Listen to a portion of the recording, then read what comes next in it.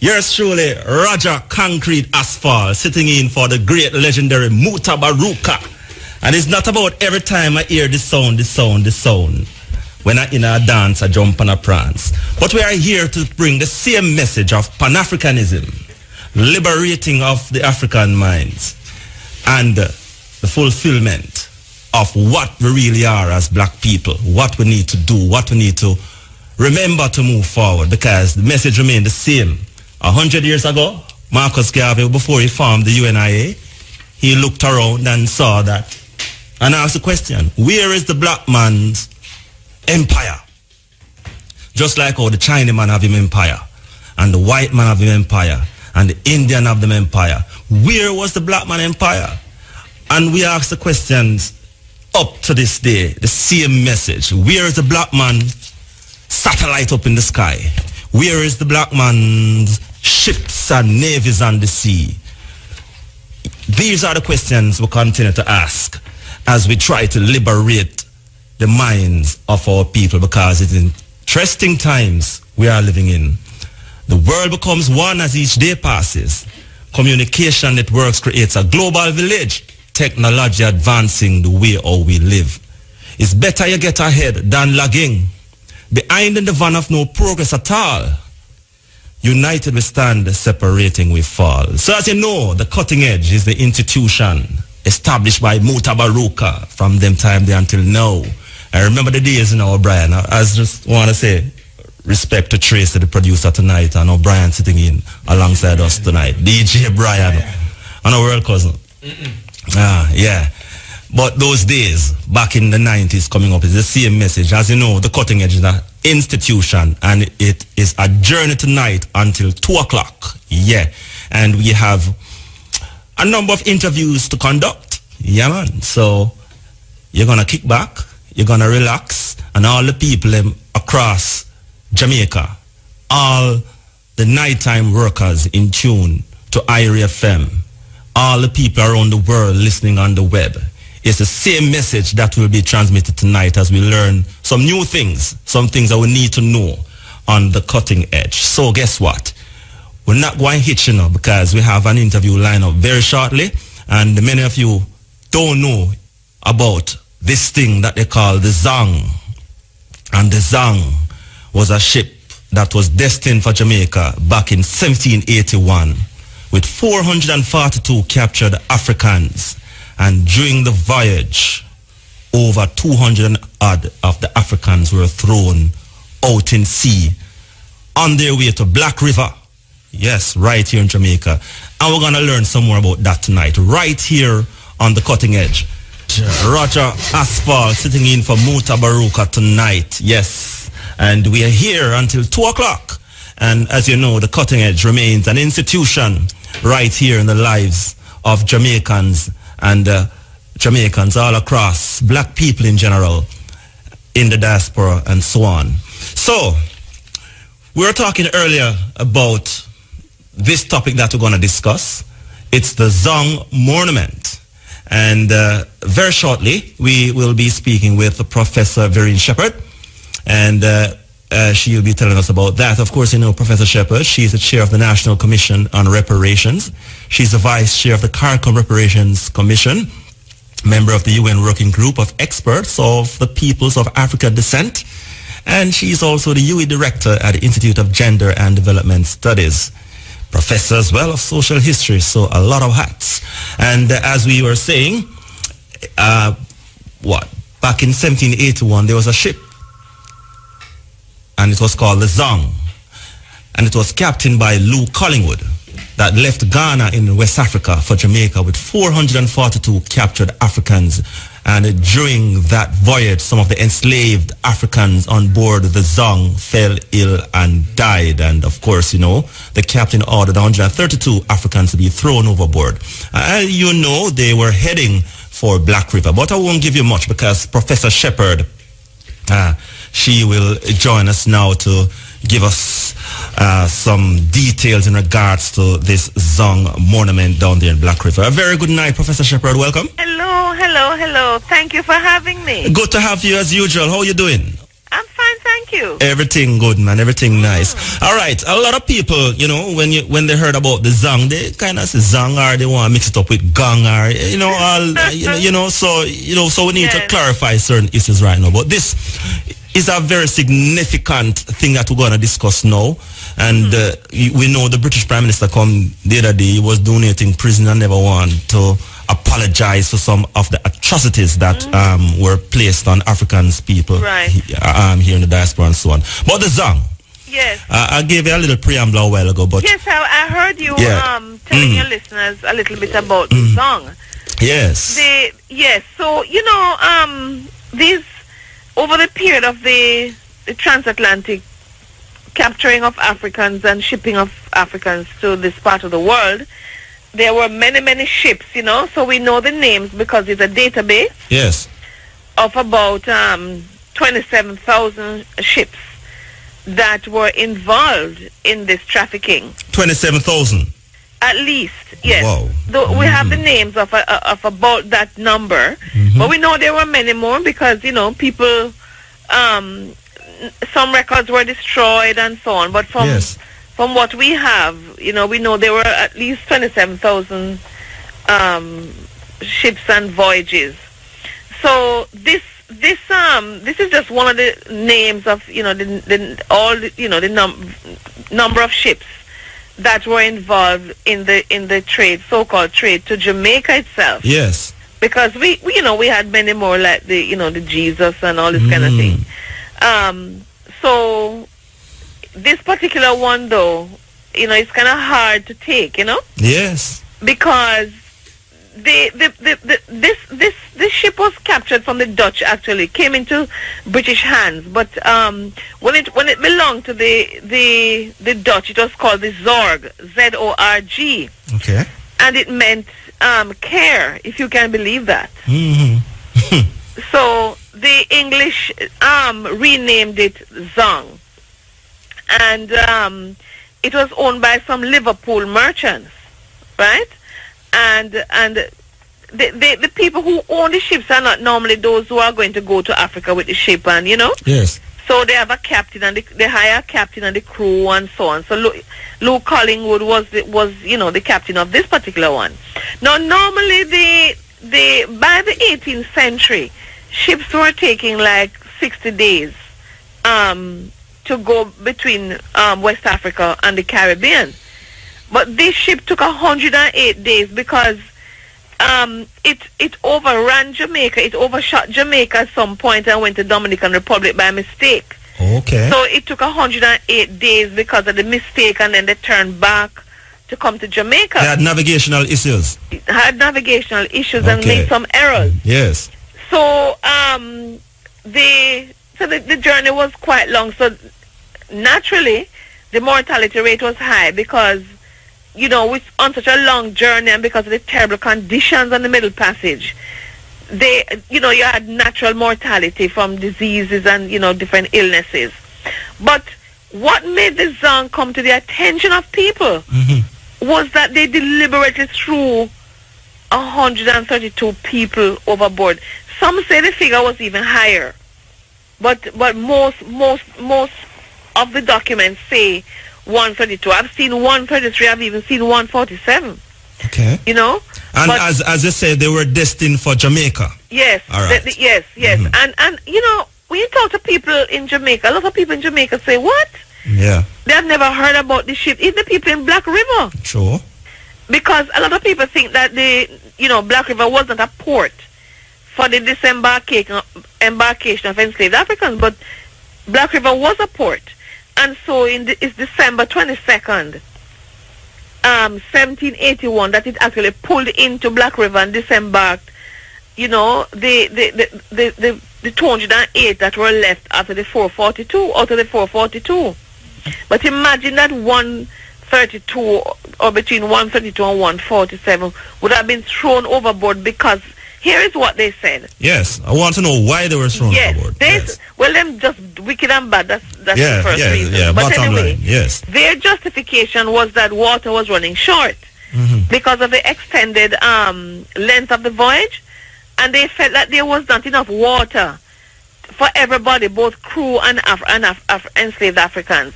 So they felt that they came up with this plan that if they, they jettison some of the Africans, the water that was, they could manage to give water to the rest of people and save the voyage rather than everybody dying or everybody, so suffering from thirst and so on. Yes. Right. So what they said was to save the ship and the voyage and to at least make some money and maybe be able to claim insurance, they would jettison some of the enslaved Africans. So from between the 29th of November, in fact, they started on the 29th of November. Yes. And that's a day that in some countries, people mark that day, as the Zong Massacre Day, even though it didn't finish. They didn't finish throwing people overboard. Yes. On the 29th. So the 29th of November 1781, they threw 54 overboard because that is the scheme they hatched up. Because according to the laws of those times, if they could prove that to save the rest of the voyage, they had to jettison. In their view, this was cargo, Yes, yeah. Then they could claim insurance. Property, but if people died from natural causes, then they would just lose. They would just have to, yes. to stand the loss. So that's the scheme they hatched. So 54 women and children mostly were thrown overboard on the 29th. On the 30th, some more until about the 5th of December. They threw all these people overboard and then put into Black River on the 22nd of December 1781.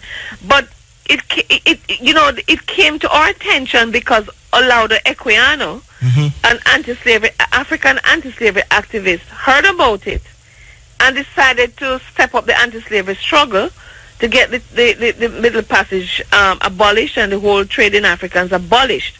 And then a lawyer, Granville Sharp, tried to get the case tried as a case of murder. Yes. And they said, the judge said, murder? We're not talking about people. These are just cargo, so you can't bring a case of murder. Nobody not murder anybody. So that is the scant regard that they had for our ancestors. The more I hear you talking, is the more, my blood is getting hot now, because a lot of people, want us to continue to move on and forget all of these things. And this is why we're saying you can't tell us to forget. I don't want nobody come tell me, but we must forget slavery and forget, nobody is telling the Jews forget about it and move on. Yes. And the same MP, Prime Minister Cameron, when he came here a few months after he had said, he's going to donate money to build a memorial for the Holocaust victims in the UK. And he said we must never forget, people must never forget the Holocaust. So why is it that some people, their pain is more important than our pain? Why should we forget? And that is why we're gathering at the monument in Black River. Yes, because I want you to tell me about that. There's a monument in Black River about this. Where is it? First of all, you might can't give us any directions, but for people who know, the general area, it's near the bridge, it's right by the sea in Black River. Okay. There's a restaurant right on that property. It's on the way on the South Coast Road going towards Westmoreland.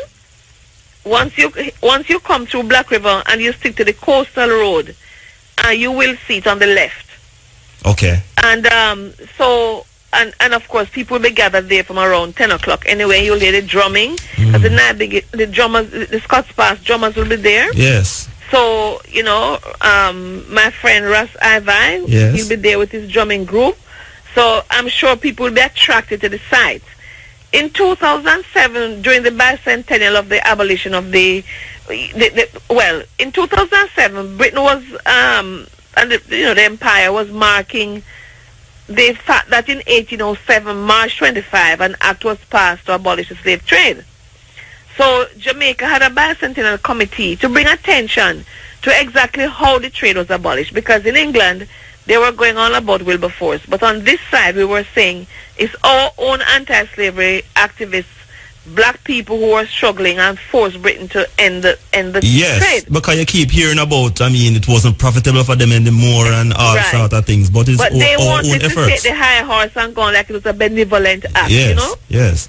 So, what we were doing is bringing attention to the tragedies and the massacres that went on the Middle Passage on that journey from Africa. You know that sharks were following the ships, you know, because Yes. sharks knew that they would get people along the Yes. way. That's Yeah. what our people went through. So the Institute of Jamaica helped to build this modest monument. I gather that this may be an annual gathering to at Yes, the we Zong would Monument. like it to be. Yes. We would like it to be, and with the help of the people of St. Elizabeth and concerned citizens, we are hoping that it will be. So we did gather in 2007 Yes. when the monument was built. And some of us have been trying to keep the memory alive and to ask the Jamaica National Heritage Trust to ensure it is well kept and so on. But I wanted to just remind our listeners that, you know, I was saying that on the first day of the drowning, Yes. they drowned 54 Africans, mainly women and children. Yes. They dragged them from below deck, you know, and they took off the shackles. I guess they didn't want the shackles to go in the water and waste. Yes. And they heaved them from the ship into the ocean. Then the following day, more of the Africans were murdered. And, you know, many of our ancestors, they struggled, you know. Yes. And the crew, to get them to force them to jump in the water, those who were struggling, they put iron balls to their ankles, you know, Yes. so that they would drown.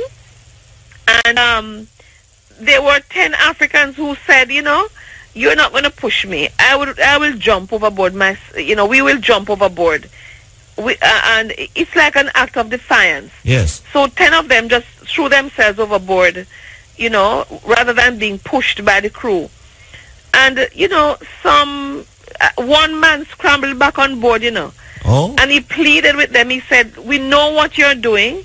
We know you're going to throw more people overboard. We know you're saying it's an issue of water. But don't give us any water. We will try to survive the voyage without water. Just don't throw anybody else overboard. But they never listened to that, you know.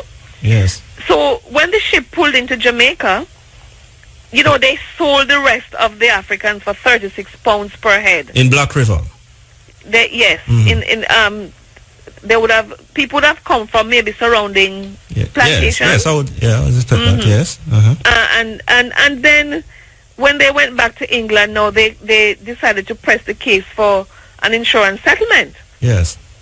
The first attempt that was thrown out of court because it was one of the crew, you know, one sailor, he felt really bad, and he admitted that they weren't short of water at all. There was enough water. When they pulled into Black River, they had enough water for everybody, but they panicked, you know, and said that they were afraid that they would get short of water. And but they got a retrial, and there's a film called Bell that listeners could go on and look for, because it catalogs the court case of the Zong. And the case was tried by Lord Mansfield. Some of our CXC students would be familiar with that name. Yes. But it really is a tragedy. So let me ask you this. They won the first case? No, the ship's owners... the ship owners, yes. Commenced legal action to recover their loss, but they weren't successful. The insurers rejected the claim the first time. Yes. But they persisted and took it back to court. They were given a retrial. So they won the second time, because even though the insurance... Who won the second time? The ship owners. Okay. Right. So we are saying that we built a monument in honor of the victims, and also to educate Jamaicans about this tragedy, because there were many such tragedies, but this one, I think, was one of the worst ones that has come to our attention. Yes. And we want people to remember that, you know, we can't just forget.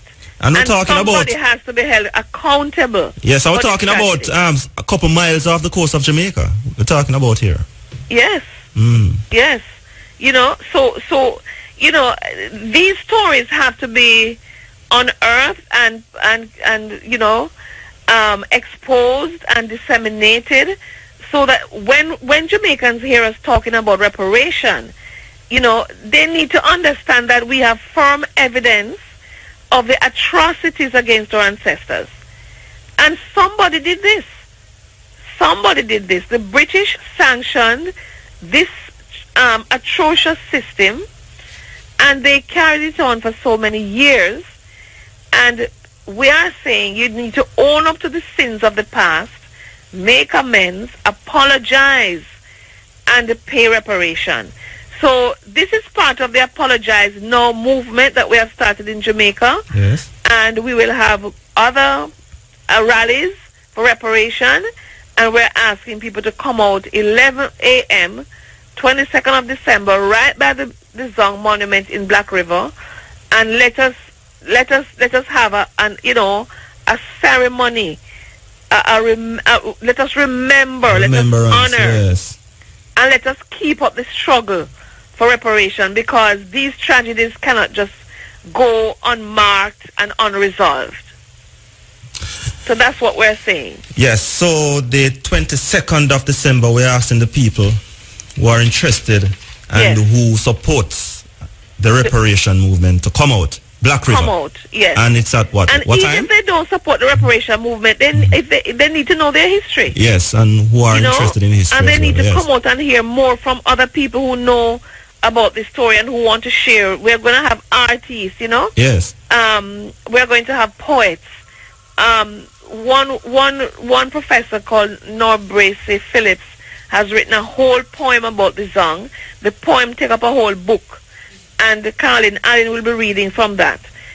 Professor James Walvin has written an entire book on the Zong, and actually he came to Jamaica to look at our monument, and actually wrote about it in the book on the Zong. And people have artists have captured the tragedy in paintings.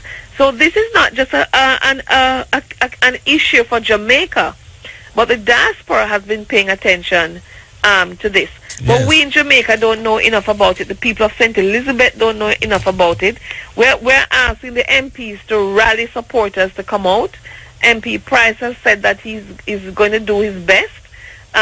We're asking the mayor to come out, and really, students come and learn and really understand that we're living with the legacies of these tragedies of the past.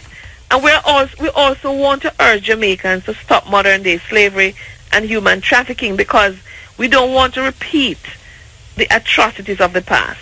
So that's also one of the things that we're saying. And we're working with some members of UTEC think tank, with Professor Rosalie Hamilton. Yes. The students from the African Caribbean Renaissance movement, just to bring attention. We're hoping to have a bus from Kingston for those people who want to come from Kingston, so they can call my office 927-1913 for more information and to register if they want a space on this bus.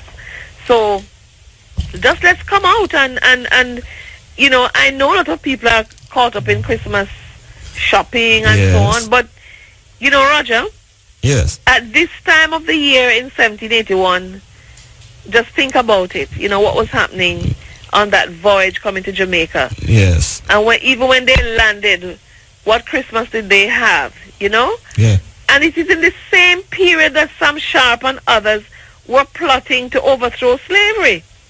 So December is a very important month in our history, and we must pause and remember. Kabu always says we have a moral obligation to remember. And this is what I want to say to your listeners tonight. Yes, before you go, tell me your number again. The number you gave out a short while. 927 yes 1913. 13. Okay. For further information on arrangements from Kingston to go to St. Elizabeth, okay? All right. Thank you as usual. All right. And thank you so much. Yeah, man. Good, man. Keeping the information chain going. Yes, right? and thank you so much as well for unearthing these information for us. Because we have to do that as historians. Okay. Not Take pretty. care. Well, thank you much. All right. Bye-bye. All right, that was Professor Vereen Shepherd. And she enlightened us a little about the story of the slave ship, the Zong. And that is part of Black River's hidden history. The same Black River right here in Jamaica, Dongso. Same place in Senti. Yes, indeed, that was Angelique Kidjo from Benin, multiple Grammy Award-winning singer. And, of course, they call her the Queen of African Music, giving her redemption there of redemption songs by Bob Marley. So you heard it a short while ago, and a lot of people are learning this for the first time about this story of the slave ship, the Zong. And as we said earlier, it is part of the Black River's hidden history. And on the 22nd of December, there will be a gathering at the monument, the Zong Monument in Black River. And we encourage everyone, students of history, students of Black consciousness, students of Black African history, and anyone in general who really need to learn and want to know about some of the things that we went through, our ancestors went through 200 years ago, 100 years ago. And, the other day, British Prime Minister come here offering us the gift of a prison.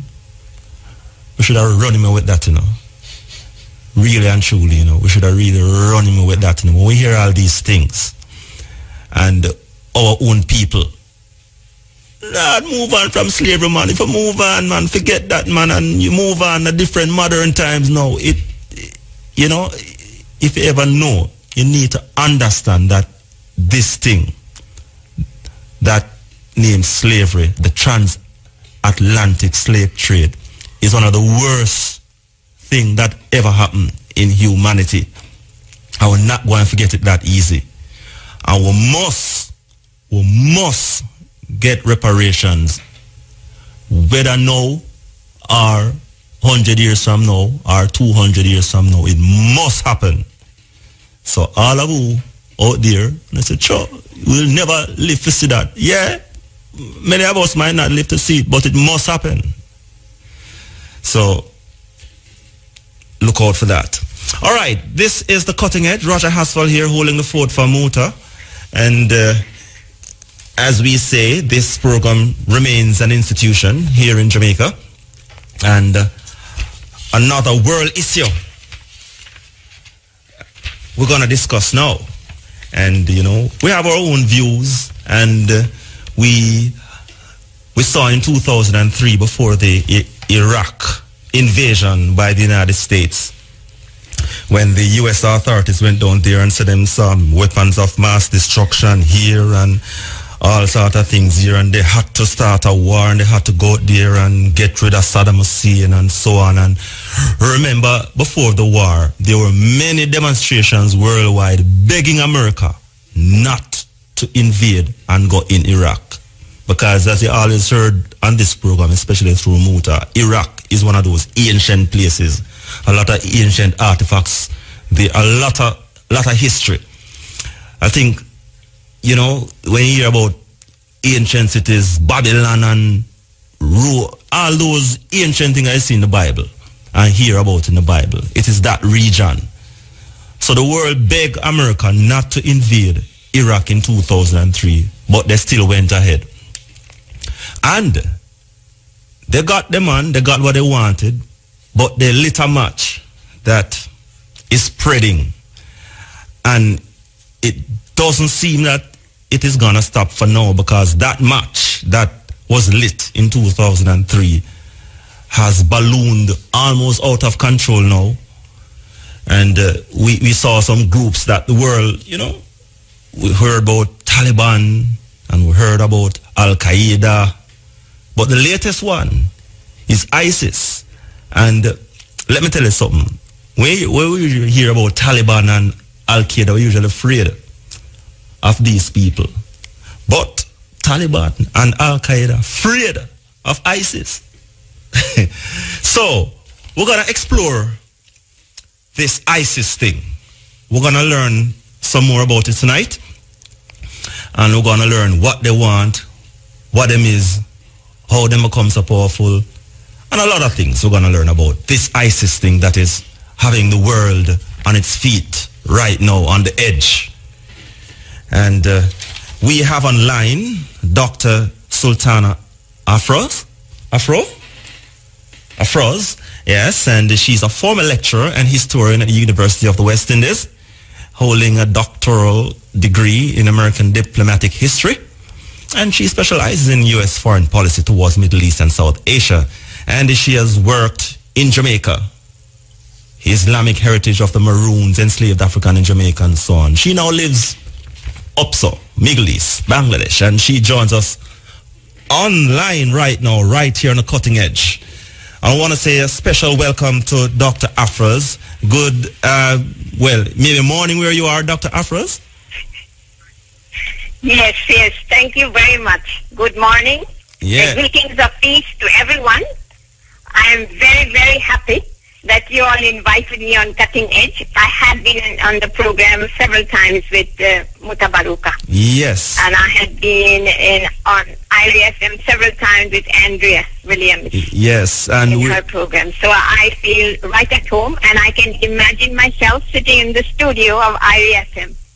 Yes, and we're so happy to have you here tonight because we're going to learn some more about who is ISIS, what are they for, and what they want to get across. So first of all, Dr. Afroz, what is ISIS? All right. ISIS it stands for the Islamic State of Iraq and Syria. But this is a deceptive tool. You have to understand, a deceptive tool of the West formed in close alliance with Israel to redraw the entire map of the Middle East. Middle East is not just the Middle East. What I mean is it starts from North Africa and the entire Middle East. So it's MENA region, the entire region.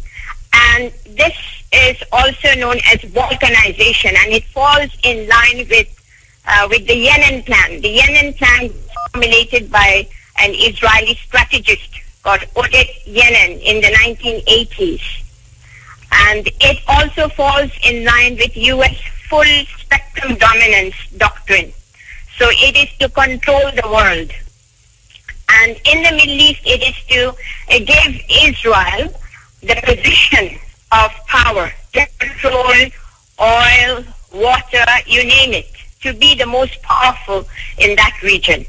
So this has been formed. Now it also has the name of ISIL, Islamic State of Iraq and Al-Sham, or the Levant. And recently they are also using the name Daesh. It is an Arabic term also meaning Al-Islam, Al-Iraq, Al-Sham. But interestingly, you will notice that many Western heads of state, particularly Obama, President Obama, doesn't want to use the name ISIS or IS because ISIS really stands for Israel Secret Intelligence Service, the Mossad, in other words. Okay. And if you can understand the politics, yes, of the Middle East, can I ask a question? What is the most serious problem in the Middle East since 1948? Everyone knows it's the Palestinian issue, Arab-Israel issue, right?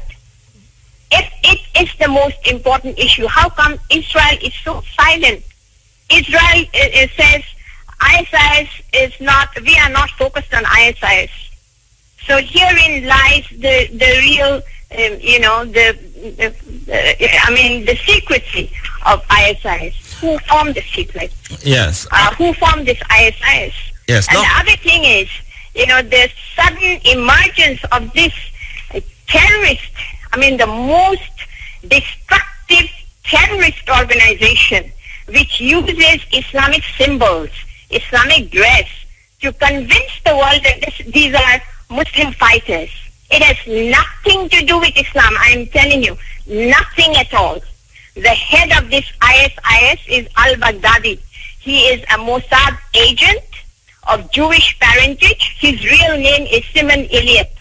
And these have been, and he has been trained by Mossad. He has been trained by NSA, meaning, U.S. National Security Authorities, and he has been trained by MI6. These have come out in Edward Snowden, leaks. And it has also come out from various NSA reports. So, I mean, and the Arab world knows it. The Arab world now is convinced that this is the making of the West. But of course, there are certain stooges or puppets of the West in the Middle East who follow the orders of the West, who follow the orders of Israel. They are in bed with the West. So I feel very, very sad for the entire Muslim world. And it's not going to be just, you're seeing Iraq and Syria. Dr. Afros? They want to carve out all these states into smaller entities so they can dominate and control. Yes, please? Yes. You mentioned that earlier that this ISIS thing is a fabrication of the West. And we knew that from 2003, there were a lot of scattered people because of the war in Iraq, and a lot of them eventually became a part of this. It was originally in Iraq, but it spread. I want you to tell us how did they become so powerful? This is no surprise. What I'm saying is it suddenly emerges as a lethal fighting force with so much weaponry and so much wealth. Only tells you the truth that it was in the making for long, and probably in the guise of the Iraqi army, which had been, reformed and remade, new Iraqi army formed by the U.S. under U.S. supervision. So this is my hunch that this must have been this same Iraqi army built by the U.S. for this particular purpose, to redraw the entire map of the Middle East, one at a time. And I do not think, even though, of course, Saudi Arabia has joined with this force, Saudi Arabia, al-Nusrat. There's no difference between al-Nusrat and the other Islamic groups, the National Front and all that, because they have made an alliance amongst themselves. They will not fight against each other. So there is no difference between them, All of them are the same. They belong to the same group. Saudi Arabia, Qatar, Jordan, all of them are in this group, because you have to remember that the leaders of these countries, they all come from, they were made by the British colonial authorities and have the full support of U.S. They're the lackeys of the U.S. Yes. The legacies of colonialism and imperialism. Dr. Afros. Yes. Now, it is been said that they are being shepherded and sheltered in Syria because why they are facilitated in Syria as well is because they are the enemies of the Syrian enemies. Can you elaborate on that for us? I didn't get this point. Yes. All right.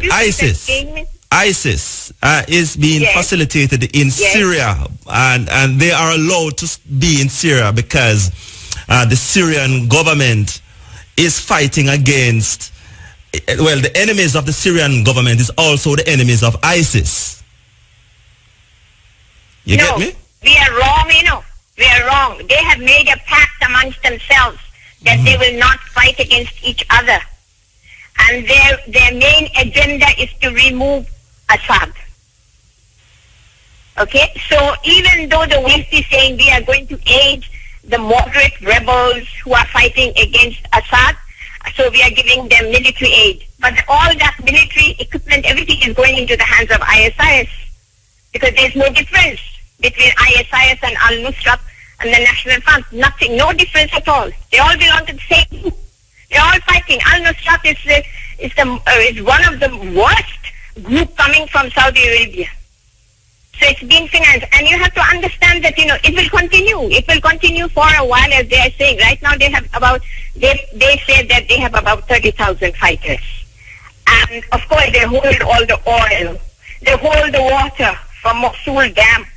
So they have allowed this. And the Americans who went in since last year, August, for a strike, forming a coalition with Arab states just to convince the international community that we have the support of the Arab world.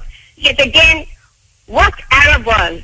What kind of Arab leadership? These are the same leaders who are the lackeys of the West, who have come to power because of the West.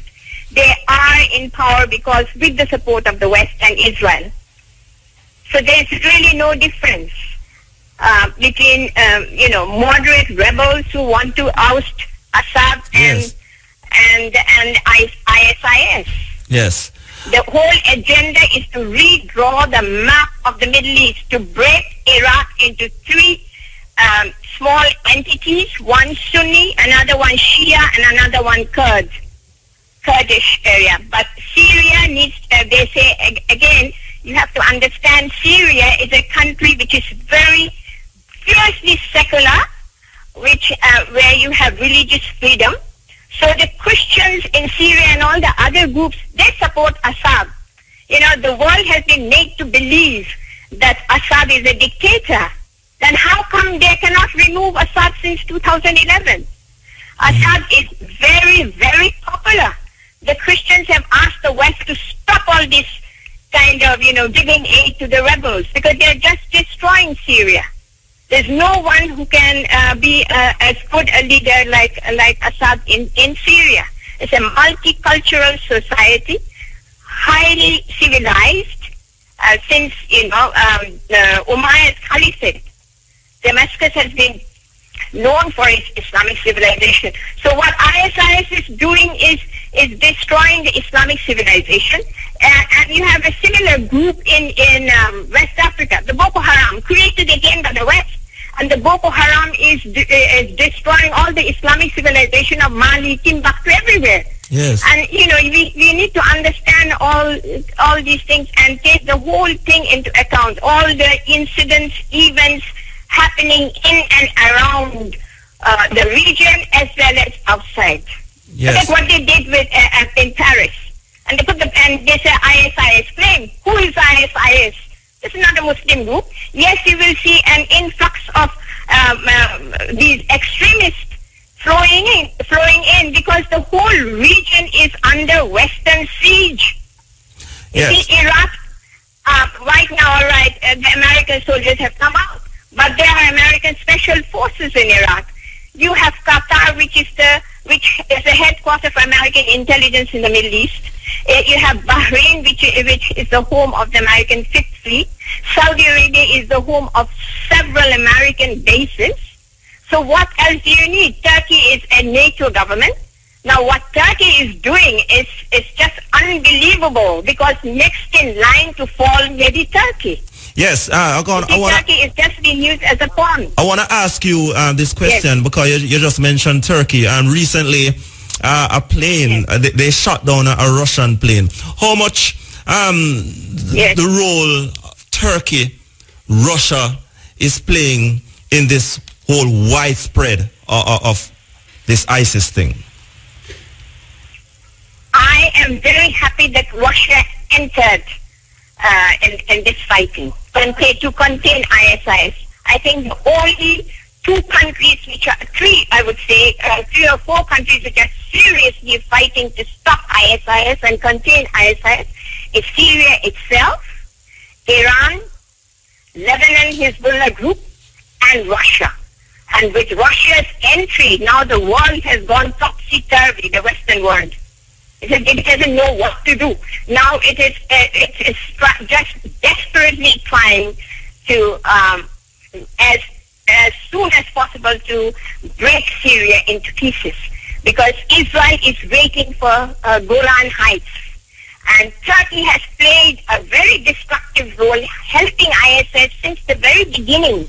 You remember 2013 when Assad was accused of using chemical weapon against his own people? Yes. It was a lie. It was the al-Nusra who were given all these chemical weapons from Turkey. The CIA itself helped train these extremists. Our Western propaganda. Weapons. No, it's not Western. What is Western propaganda? No, you mentioned about that Assad was using weapons of mass destruction. Yes, Western propaganda. Yes. Yes. See, now they cannot say anything because Russia moved in very well and just took over all the chemical weapons, and now they cannot accuse Assad of using chemical weapons. So the world is now seeing the real mask has come out, and looking at the real who are the terrorists. And I'm so happy Putin described the West as the real terrorists. These are the real terrorists. The Defense Ministry of Russia, they have revealed pictures, videos from the air, from the space, showing the movement of tanker trucks carrying oil from Iraq and Syria into Turkey, and then it goes into Turkish refinery, and then they are exported. Israel also gets a share of this oil. Now Israel is waiting for the breakup of Syria because Syria never recognized Israel, and it still, of course, demands the return of the Golan Heights, which Israel took in 1967. And Israel it doesn't want to give up Golan Heights because Golan Heights is a source of all the rivers which flow down, Jordan River and all that. So it's a source of water for Israel and to control the water of this region. And then Golan Heights, recently they found a lot of oil. So it's not ready to give up Golan Heights, and they are just working for the early breakup of Syria. This is something very, very serious, and Turkey is just a pawn on the chessboard for U.S.-NATO war on Russia.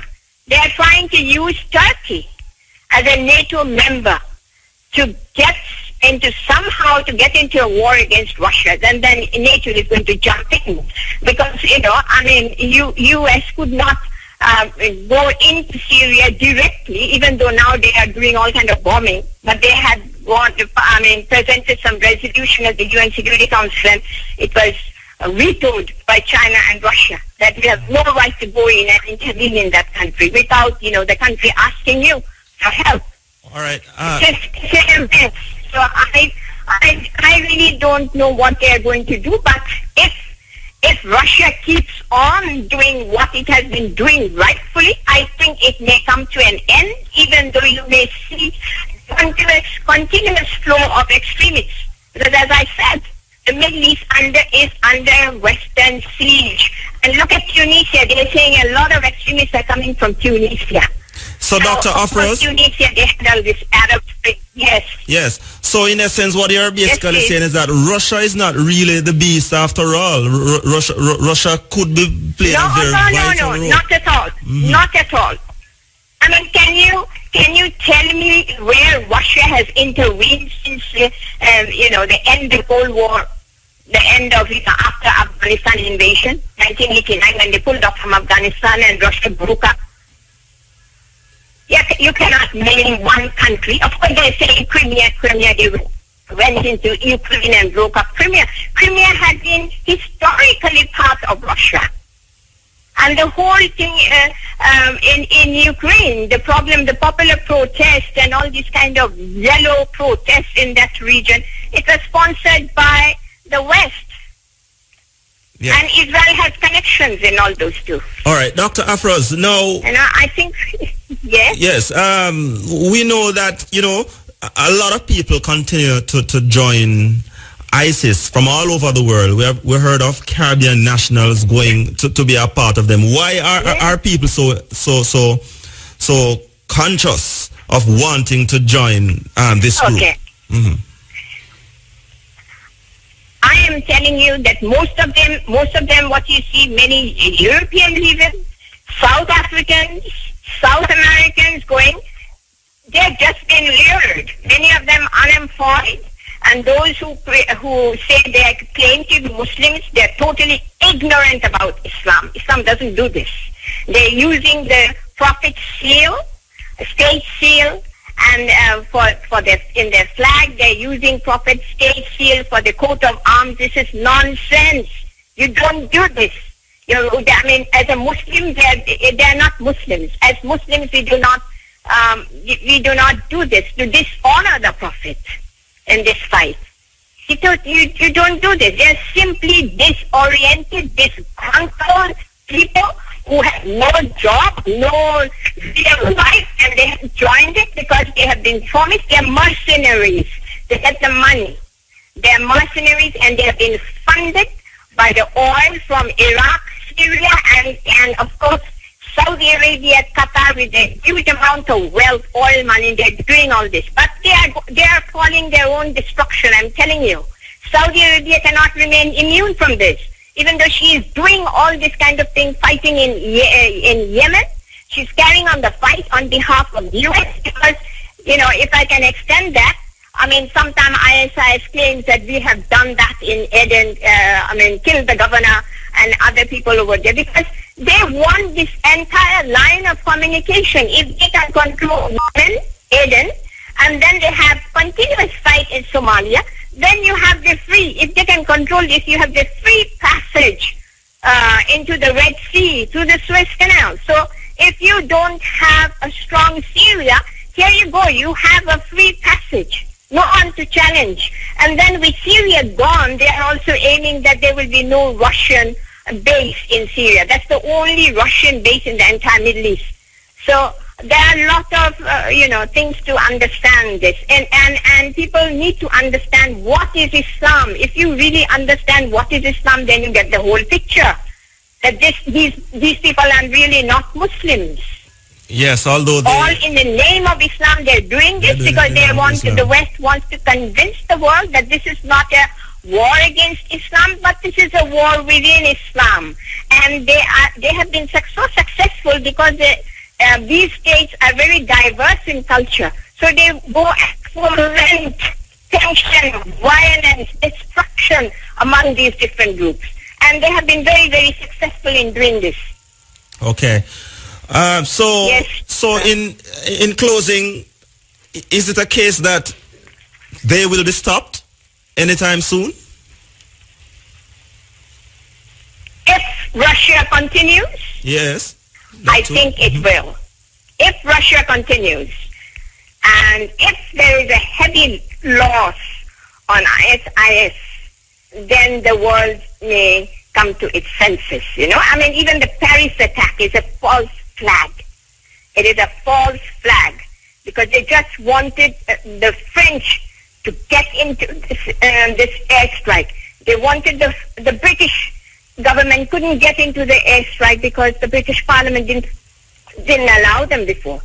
So now they have gone in. They got their approval from the British government, but there's a lot of opposition too. So if everything, if Russia continues what she is doing, and if there is a heavy casualty, if the young generation of Muslims who are in so-called Muslims who are the extremists in this ISIS, if they come to their senses, then it may be stopped. Otherwise, it may lead to a major war. Because the aim of ISIS, if you have noticed, is that, as I said, it also falls within the line of Pentagon full spectrum. So it doesn't stop over here. The agenda doesn't stop over here. The agenda is to be carried on, and Africa, and then you have Arabian Peninsula must be split up. There may be a rebirth of Jordan into the western edge of the Arabian Peninsula, and Jordan is the Palestinian state. Palestine in having East Jerusalem as a capital, that I do not think is really possible because of Israel's stand. And what's the likelihood? You mentioned about, or could be a major war. What's the likelihood of a major war erupting? Well, if the heads don't work well, the NATO and Turkey, and if they keep on, harming Russia, shoot more Russian planes, then it is going to be a different situation. Totally different situation. I mean, I don't understand. The world is really getting so complex, because if you look at it, you just change your direction and look at Southeast Asia, what's happening in South China Sea. That's another very fearful situation created over there. Yes. And ISIS is threatening everyone, almost every Muslim country. Bangladesh has also been threatened that we'll be there to create an Islamic caliphate, with the Rohingyas in Burma, and then in Assam, Muslims and Bangladesh. They're saying all this kind of thing. What the West... So they use... yes? Yeah, what does the West need to do at this stage, including America? The West just needs to pull off completely from interfering in any of these states. Completely, from Syria, and ask the Syrian people to vote.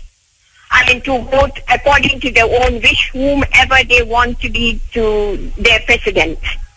Assad is very, very popular.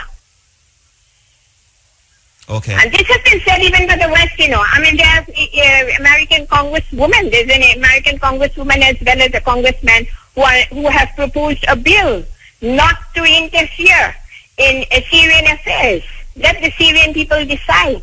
They don't want Americans to continue with these airstrikes, because the airstrikes, they are only destroying the military capability of Syria. In the name of destroying ISIS, they are destroying the military capability, the military camps, ammunition depots. They are just bombing all those and destroying them.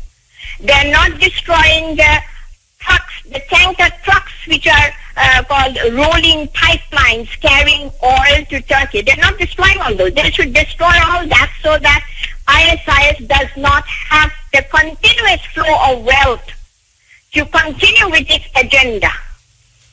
Yeah. So U.S. needs to pull off, and I think the American government, you do not see any popular protest in America, because American boots are not on the ground. There are no body bags coming back to the U.S. Yes. That they protest. So they are on the escape line, using people all over the world, using the young people all over the world. Deception and deception and deception. Serious thing. All right. I am very happy that you called me onto your program, so the Jamaican people can understand what I'm saying. Yeah, man, it was a pleasure having you as well, and you really enlightened us some more in regards to this issue. And we're certainly going to speak some more sometime in the near future. So I want to thank you very much for joining us on the Cutting Edge tonight.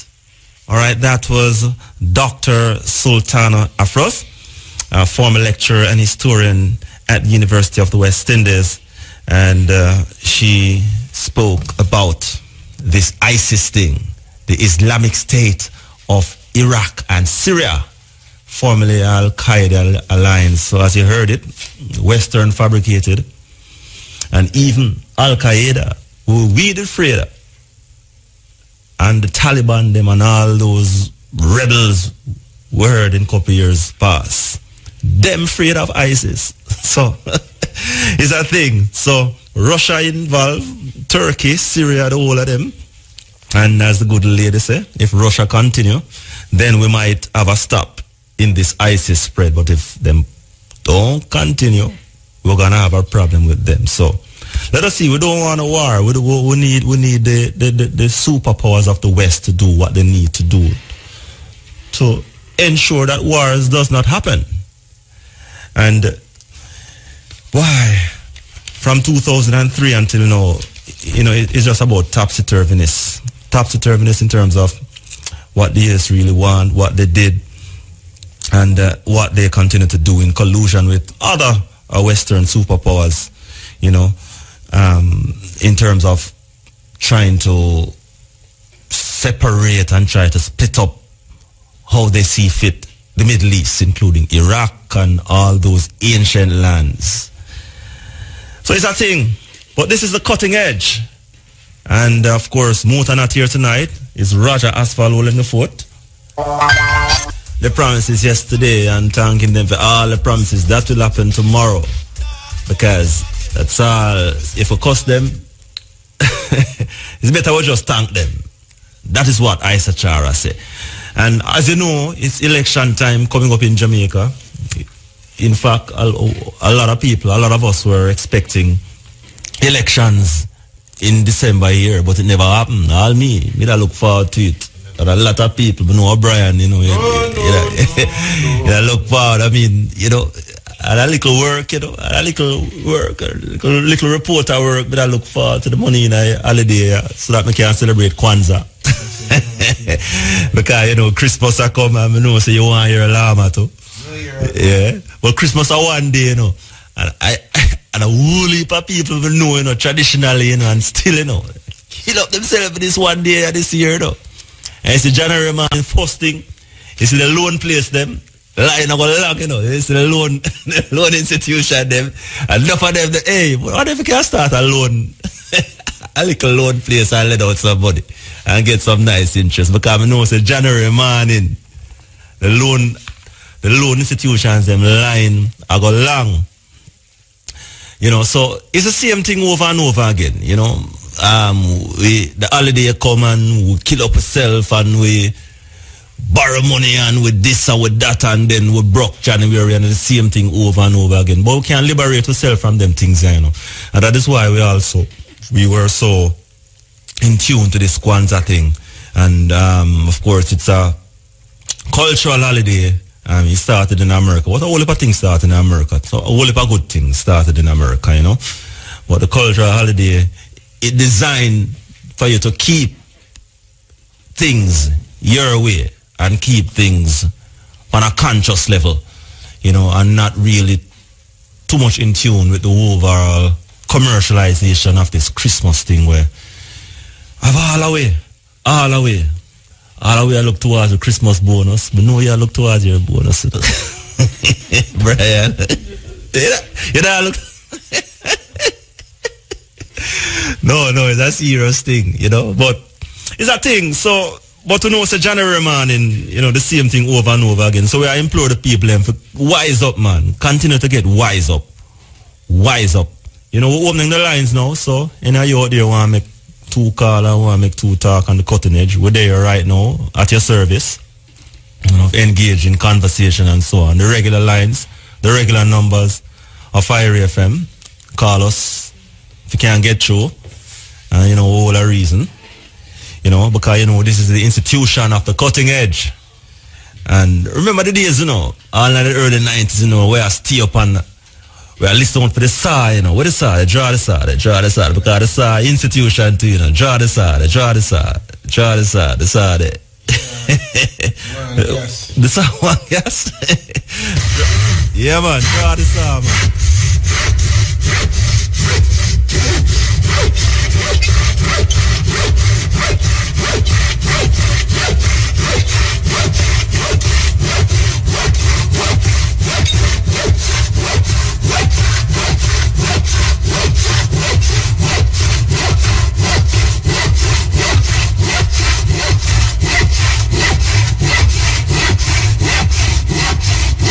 Yeah, man, the saw of the cutting edge, man. 20 odd years, the saw sharp, you know. Hello, good night. Hi, my brother. How you doing? I'm doing well. How about yourself? Yeah, I'm there going hold the fort, you know. Yeah, I really appreciate the interview with the professor. Yes, which one? Which one? The first one or the second one? The one with Professor Sultana. Oh, yes, doctor. Yes. Yes. Now, I don't know if you're on the internet and you must be following some of these things. The latest thing in San Bernardino. Yes, in Florida, in California. The shooting that they're blaming on the dead couple. Yes. There's 3 eyewitnesses that claim that they saw 3 big white men do the shooting. Yeah. This is on the internet, and it's all over the place. And they're saying, the lawyers for the dead people say there's no way this couple carried out this thing, right? This Paris thing, another setup. 9/11, an inside job.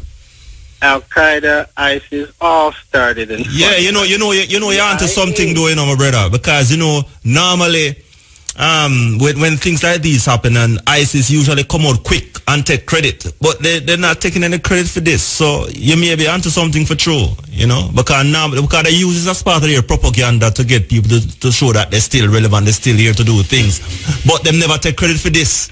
So with you coming with this information now, it's something we need to explore some more.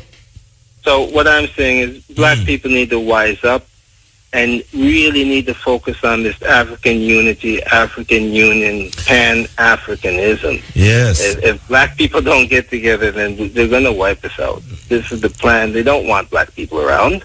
Yeah. Right? Listen to Donald Trump, and he's the most popular guy in the Republican Party right now. Yes. Now listen, this is a serious problem. All right, good night, my brother. All right, thanks. Yes. Yeah, man. Serious thing. Here Donald Trump say they must ban all Muslims from come to America. Of course, he must face a serious backlash for that. Yeah, and as you heard, Donald Trump, boy, I tell you, the brother there. But we're still taking your calls, This is the cutting edge. And we're going till 2 o'clock. Same thing as usual. Enlightening the consciousness of our people through music, reasoning and thought, interviews and so on. And, this ISIS thing, it really have us away. And earlier we heard Dr. Afros giving us some real information. Hello. Good evening. Good night. Hello? Yeah, man. Good night. Yes, Roger. What's going on, man? I'm here, How are you doing? Yes, I'm doing good, I actually like the program, You're the best man to fill in for Muta, Yeah, man. Muta the best, man. No, yeah, but you're the best replacement because, trust me, I like the point that you hit at. Yes. It's very conscious. And I just want to give you props, honestly, from the bottom of my heart. All right, give thanks, brother. Give thanks. Yeah, but you need to turn on your radio, though, because I hear a little feedback. Okay, my apologies. I'm actually driving. But this topic about the whole ISIS situation, yes, a lot of people does not understand that ISIS is a whole propaganda. Yes. I have known this for some time, It's just to destabilize that region so they can take over. Yes. It's a big CIA mask. And a lot of people, I'm glad this lady, Miss Afro. Yes. I'm so happy that you actually call her, honest to God. Yeah, man. She really... Because she shed a lot of light, and a lot of Jamaicans. I've known that, because I've been telling my wife this for a long time. But a lot of Jamaicans don't know that this whole ISIS thing is just a whole scam. And then when Russia came into the mix now and mashed up the Dolly house, so to speak. Yes. They turn idiots, so to speak, again, So yeah. I'm happy. I'm happy for this program. I've been listening for some time since I was much younger. Yeah, man, myself too. That star can't. Yes, sir. The star, no normal. Yeah, man, no normal, man. Well sharp. But just keep the good work, and it's my first time calling on the program. And I really appreciate this program, honest to God. Yeah, man. Really glad to be at the service, because we have to continue to, play our part in uplifting the consciousness of our people, because, for too long our minds down in the doldrums and, the whole shackle thing, and, it's a thing, it's a thing. And we black people, boy, I tell you, we in a serious state, So every little thing we can do for Muta would say, yes.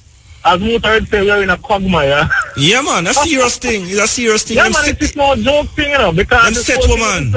I mean, I live in St. Elizabeth. Okay. I'm close to Black River. Yes. But I'm not going to be around on the island for that time. But after that, in the new year, I'll definitely visit that monument.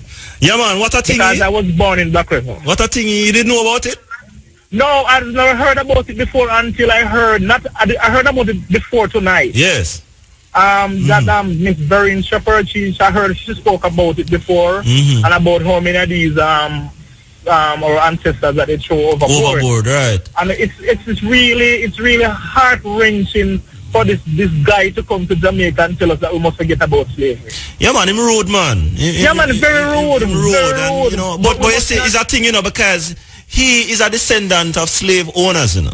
So, exactly, he benefited from slavery. Yes, and all of these guys, these ministers, Jamaican ministers, sit down in Parliament, and before they shut up this man and chase him out of Parliament, they sit down and let him tell them that they must forget about slavery when he's a beneficiary of slavery. Yeah, man, and we have to applaud a man like even Mike Henry, you know. Yes, man. For do what he did, you know, for stand up. Yes, man. And Mike, don't turn definitely. up. And because, you know, they want us to believe that, you know, it's just a little blip. And we should just move on and forget it and walk with them hand in hand in the future. It's not going to work. No, it's not going to work. Not going to work. Not until they atone for their sins, their so-called sins. Not until they atone for it. It will never be one. And then one of the worst thing, you know, is that we black people will love ridicule ourselves, you know, because you have some black people say, oh, that's about reparation, and we'll never get reparation, and but you see, that is this and that, we want to go back to Africa and all sort of foolishness and them something, you know. Definitely, but that is all that's what them set with still, you know. Agenda, you know. That's a part of the whole colonial agenda, you know. Yes. It's what make blacks feel like they're worthless and they're nothing, and you know, turn blacks against blacks. Yes. You understand? We must not forget the Holocaust, but they want us to forget about slavery. That's rubbish, man. Not going to work. And as I said earlier, whether it happen now, next year, 50 years or 100 years, black people must get reparations. We must get it, man. And until if we don't get it, there'll be no peace. Yeah, exactly. There'll be no peace, man. Yeah, man. And to touch on this topic, too, to change it up a little bit. Yes. Even in the hotel industry. Yeah. When you look at what they're doing to deal with the staff, you know, because most of these managers that hold a top position. I'm not racist, I'm not prejudiced, but most of them are white. Because they say black people cannot be prejudiced, cannot be racist. It's like a modern plantation system. You understand? But even in the hotel system, they took away the beaches from the local people. Yeah.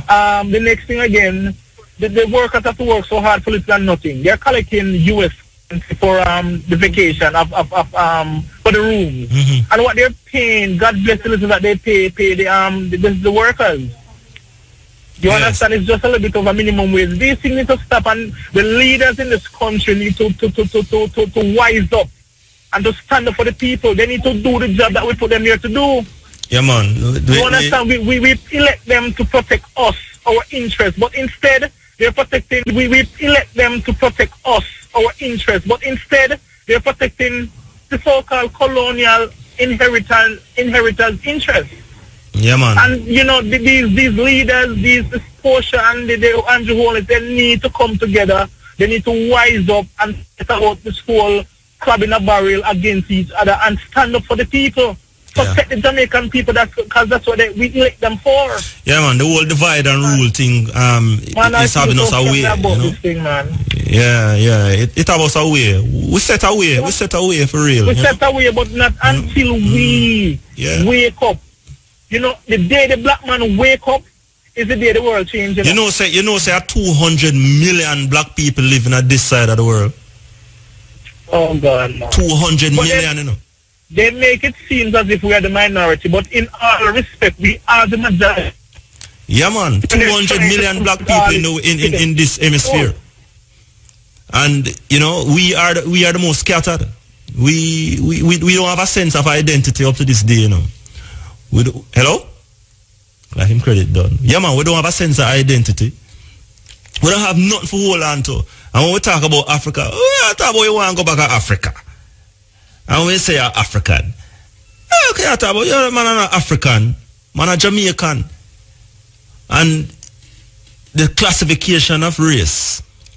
That is one of the classification in races. African, that is the scientific name of your race. But man, you have enough so-called educated and, you know, decent law-abiding man, as them call themselves, you know, still believe that they are not Africans. So what is your race? You don't know. Jamaican. Yeah, you're Jamaican is your nationality. But you must have a race. I remember a race is a human population, you know, of people who choose to stay within that population and cohabit and have children and so on, you know. So you have China, and you have India, and you have Caucasian, and you have African. Simple. So, you know, we're tired for year people say, boy, them no want nobody call them the African. It's foolishness. You are African. As long as Peter shall say, you know, as long as you're a black man, you know, you're African. As long as you're black. So even if, you know, this browning thing and, you know, all them kind of thing there, you are African because you're African blood. You belong to a particular set of a human population. Race. So, and we need own identity. I've start off earlier. Marcus Garvey asked the question 100 years ago, 1914, when he formed the UNIA. Where is the black man empire? Where is the black man navies on the sea? Where is the black man technology? Nowhere, because we're busy a fight against ourselves. We're busy continue with the whole crabbing the barrel mentality. We don't like to see our next black man, you know, up there and give him contribution to humanity. Marcus Garvey said, we are all entitled to the benefits of civilization. Marcus Garvey said that. We are all entitled to the benefits of civilization. So, we need to wise up. And, you know, we give thanks to programs like these. We give thanks to programs like these, Cutting Edge, Running African, and IRA FM, who remains unapologetic about what they do to uplift the consciousness of our people. Hello, good night. Yes, Raja. Bless up. Yeah, man, bless up, Raja. I was young for Muta. Yeah, man, I hold the fort for Muta, man, you know. I mean, I'm a slipper still. Because of that, but I never have a problem with the Jamaican flag. You have a problem with the Jamaican flag. Why? Yeah, you have a problem with the flag. You know, when I travel the world, I'm very on ship and I see a lot of places. The only place I don't know, like in the Middle East, I don't know. Yeah. But I go all about Africa, where all over the place. Anyhow, but when I look on the world flag, I look on Jamaica flag. Jamaica flag is the only flag you see have an X in it. No, man, you have other flags that have X, man. I think you have like Scotland. Our X will come across it. Yeah, but a blue and white or something like that. No, we didn't say because so we look on the world thing, you know, in America says that we say, I got a school you make a run in the book, teacher get X. X, yeah. And if you them election thing, we wouldn't deal with a X. A X them mark. Not even a ticket, but X. Yeah, X. I mean, I say, you know, for the national flag with an X card here. Yeah. Anyway, I say, but they never put the black in one corner, and the yellow in the middle, and the green at the end, and put two Dr. Bird in the middle of the yellow. Oh, so you want it was to see a national symbol in the national flag? You don't prefer to see a Dr. Bird in the national flag? That's what you're saying?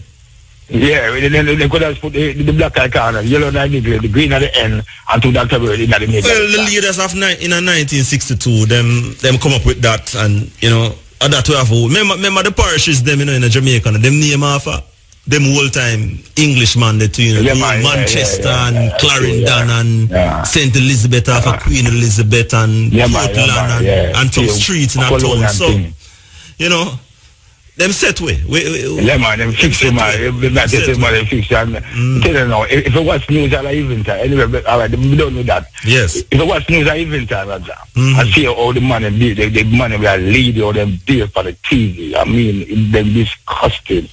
I mean, you know, they don't have the interest of the people. You know, you can't say they don't have the interest of the people. All right, here's the plan. I'm gone. I'm gone. I'm ready to finish. Yeah, man, so 184 years ago, you know, this time in Jamaica, you know, things did boil up. You know, where I say, we can't take this slavery thing no more. We can't take it no more, and build up and it build up and it build up. So there was a seminal thing that led to the eventual abolishing of the slave trade in Jamaica and in this side of the world in particular.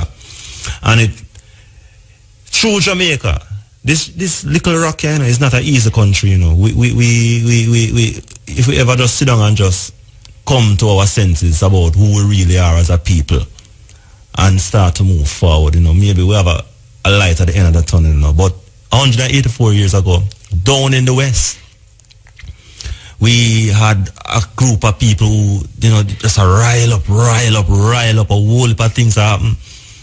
And then we had a man named Sam Sharp, who was among the people. And every year in recent times, they have been having some commemorations of the activities of the Emancipation War in 1831, right here in Jamaica, which led to one whole chaos in England, and which eventually they had to stop slavery. And it is through events such as this. So we have a little thing for you. So here we go. It is 1831, and in the British colony of Jamaica, the vast majority of people are slaves. They're forced to labor in the sugarcane fields, and often the work goes on 12 hours a day. The slaves are overseen by men wielding whips, and there are frequent brutal punishments. A Baptist missionary called Henry Bleeby is appalled by what he sees on the island, and in the language of his time he writes this account of a scene he witnessed in the countryside. On reaching the estate, I was informed that 6 Negroes were to be punished. The first was a man of about 35 years of age, a cattle herder. His offence was having allowed a mule to go astray. At the command of the overseer, he proceeded to strip off part of his clothes and laid himself flat on his belly, his back and buttocks being uncovered. One of the drivers then commenced flogging him with the cart whip. This whip is about 10 feet long and is an instrument of terrible power. It is whirled by the operator round his head and then brought down with a rapid motion of the arm upon the victim, causing the blood to spring at every stroke. When I saw this spectacle, now for the first time before my eyes, and saw the degraded and mangled victim writhing and groaning, I felt horror-struck. I trembled and turned sick. As soon as the scene was over, the overseer came into the hall and asked me to drink some rum with him. I told him I was sick and could taste nothing, that I was overwhelmed with horror at the scene I had just witnessed. He said it was not a pleasant duty, certainly, but it was an indispensable one, and that I would soon get used, as others did, to such spectacles. Jamaica's slaves have endured their plight for more than 200 years, but now they know that in Britain the campaign to abolish slavery is gathering momentum. They believe their freedom is coming, and they decide to press for it by mounting a strike. They decide they won't return to work after Christmas, and on this day, December the 27th, they rise up. In the evening, as it grew dark, the first indication of the actual revolt was given by the burning of the houses and sugar works on a large plantation. It is impossible to describe the consternation that prevailed in the town and neighborhood of Montego Bay where these fires commenced, and the horizon for miles was lighted up with a strong, lurid glare by the burning estates. The same evening, the insurgents made an attack upon Montpellier. They approached in 2 parties, raising loud, discordant noise with horns. The 7th Company of St. James's Regiment boldly stood to repel the assailants, but owing to the darkness of night, they could not see where to direct their fire, except by the flashes of the insurgents' muskets. Soon, plantations were burning all across western Jamaica. The slaves had managed to organize some small units of fighters, but when the colonial authorities rallied and sent in their military, the rebels were hopelessly outgunned and quickly overpowered. Both regular troops and militia forces were employed with decisive effect, reducing the insurgents to submission. This was not a difficult matter where the troops had only a disorganized and for the most part an unarmed mob of Negroes to contend with. On several occasions, small bodies of Negroes lying in ambush ventured to assail detachments of the military, but this was only for a moment. A volley would generally suffice to scatter them. 16 bodies dragged into the road were putrefying in the sun when we passed by, presenting a horrible spectacle. Hundreds of crows were feeding upon them, and scarcely lifted their drowsy wings while our horses stepped over the remnants. There lay one body, the head of which was completely stripped of flesh by the crows, and the bare skull, still attached to the partly clothed body, seemed to grin at us as we passed.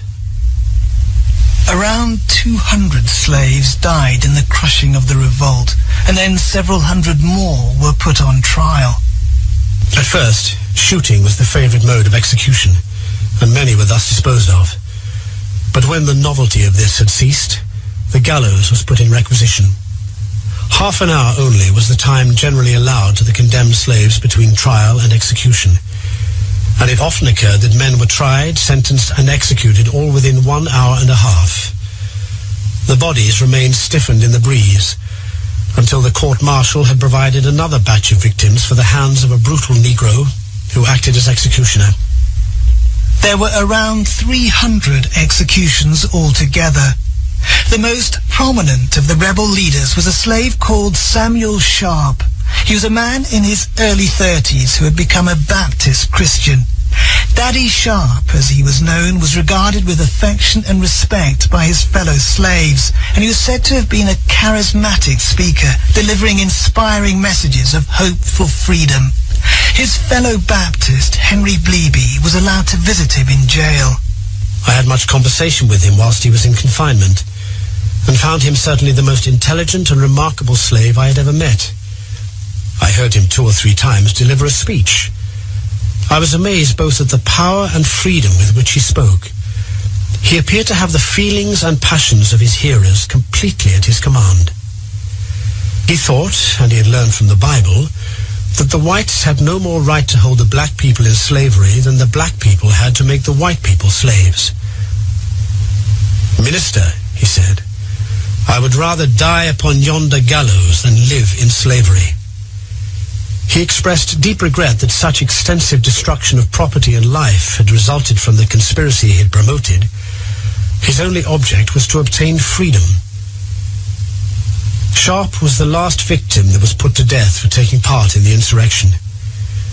He was executed at Montego Bay on the 23rd of May, 1832. His execution excited a great deal of interest, and a considerable number of spectators assembled to witness it. He marched to the spot where so many had been sacrificed to the demon of slavery with a firm and dignified step. I could not help feeling deep sorrow and indignation as I turned from his death scene and brushed away the tears, that such a man as Samuel Sharp should be thus immolated at the polluted shrine of slavery. But Samuel Sharp did not die in vain. Over time, the uprising would have a significant impact. Diana Payton is a reader in Caribbean history at Newcastle University in the north of England. This is a really crucial event. It demonstrates to people back in Britain that the level of repression that's needed to sustain slavery is just going to get more and more intense all the time. And in the end, it comes to seem that that's not worth it. That if slavery is going to produce such extraordinary scenes of brutality, more and more people in Britain aren't prepared to support that anymore. So this rebellion, I mean, on its own, you couldn't say it ended slavery, but it contributes to the kind of environment in the early 1830s that means that slavery is no longer politically viable. And, you know, it's only a couple of years later that you get the passage of the Act for the Abolition of Slavery and the beginnings of the dismantling of the slave system itself. The courage of those who rose up in 1831 is fully appreciated in Jamaica today. Samuel Sharp is officially recognized as a national hero. He appears on the country's $50 banknote, and the place where he was hanged in Montego Bay is now known as Sam Sharp Square. And we're in a new day, December 11th, the 12th month of the new year. Yeah, 12th month of the new year, them say, you know, the first 20 years of your life, you know, the longest 20 years that, you know. But you see, after the first 20 years, every 20 years I go so, you know. till you're gone, you know. So, O'Brien, you know what I feel say? True, you still just come out of you just reaching your 20s, you know. At the same time, it will take before you reach 40, you know. You don't reach quick enough. Yeah, man. Yeah, time flies. That's what I tell you, say time flies. And the older you get, time fly, you know. But when you're little and when you're young, that's the time. Time just seem long. Time seem like an eternity, you know. So, yeah, a lot of people might say, well, I just did a day, me a teenager, and now me a 60. And I might say, well, I just did a day, me a 30, you know, and now me a 70. Yeah, them say that's how time flies still, you know. So we're here with you still on the cutting edge, you know. We're still taking your calls. So, you know, if you're anywhere there you want all the reasoning, you can still shout us here on the cutting edge. Me, Roger Asphalt, Concrete, same way, holding the fort for Muta tonight. Of course, Muta might be back next week. But him say make sure so the edge remains sharp, you know. I will have another thing for you to come up, you know. And that will come up shortly. And, you know, we set away as black people the same message over and over. We can't stop. We just can't stop that. There was another event, you know, that happened in 1885, you know. It named the Berlin Conference, a.k.a. the Scramble for Africa, where the European leaders met in Berlin to cheer up Africa amongst themselves. And at that meeting, not one black man was at that meeting, yet they must share up the black man land. And all of these fights for Africa eventually led to world wars and destabilization of economies and so on and so on. And here we are, same way, disjointed as a people because of things like these. And, you know, we're going to have a little thing about this Scrum for Africa shortly, so stay tuned for that. In the meantime, we're going to take some calls, same way. Hello, good night. Hello, good night. I'm Minister Angel. Who? Minister Angel. Minister Angel. Yeah. You kind of sound low still, you know. But, and the phone and the problem. The phone and the problem, but no worry. You hear me, right? Yeah, man, I hear you now, yeah. Okay. I want to say, in Jamaica, it's a little prison, you know. Jamaica itself? Yeah, Jamaica is a little prison that's surrounded by water. You cannot, if you try to build a banana boat to go across, you get stopped by... You gone down again though, you know. You get stopped by those who underwater like such and such. And yeah, you hear me, sir? Yeah, but yeah, go down, yeah. Go and talk still, yeah. Yeah, so now I say, Jamaica, in Jamaica, if you notice how the house them built, you understand? It's like a prison, but... Which house them? Which house them? Which house them? Which house? Where? Import more waterfalls. Oh, you mean like some of them also come and say, oh, if a mansions out there still, you know?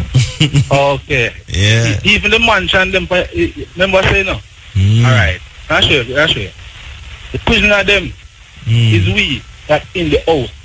The only thing we have the key.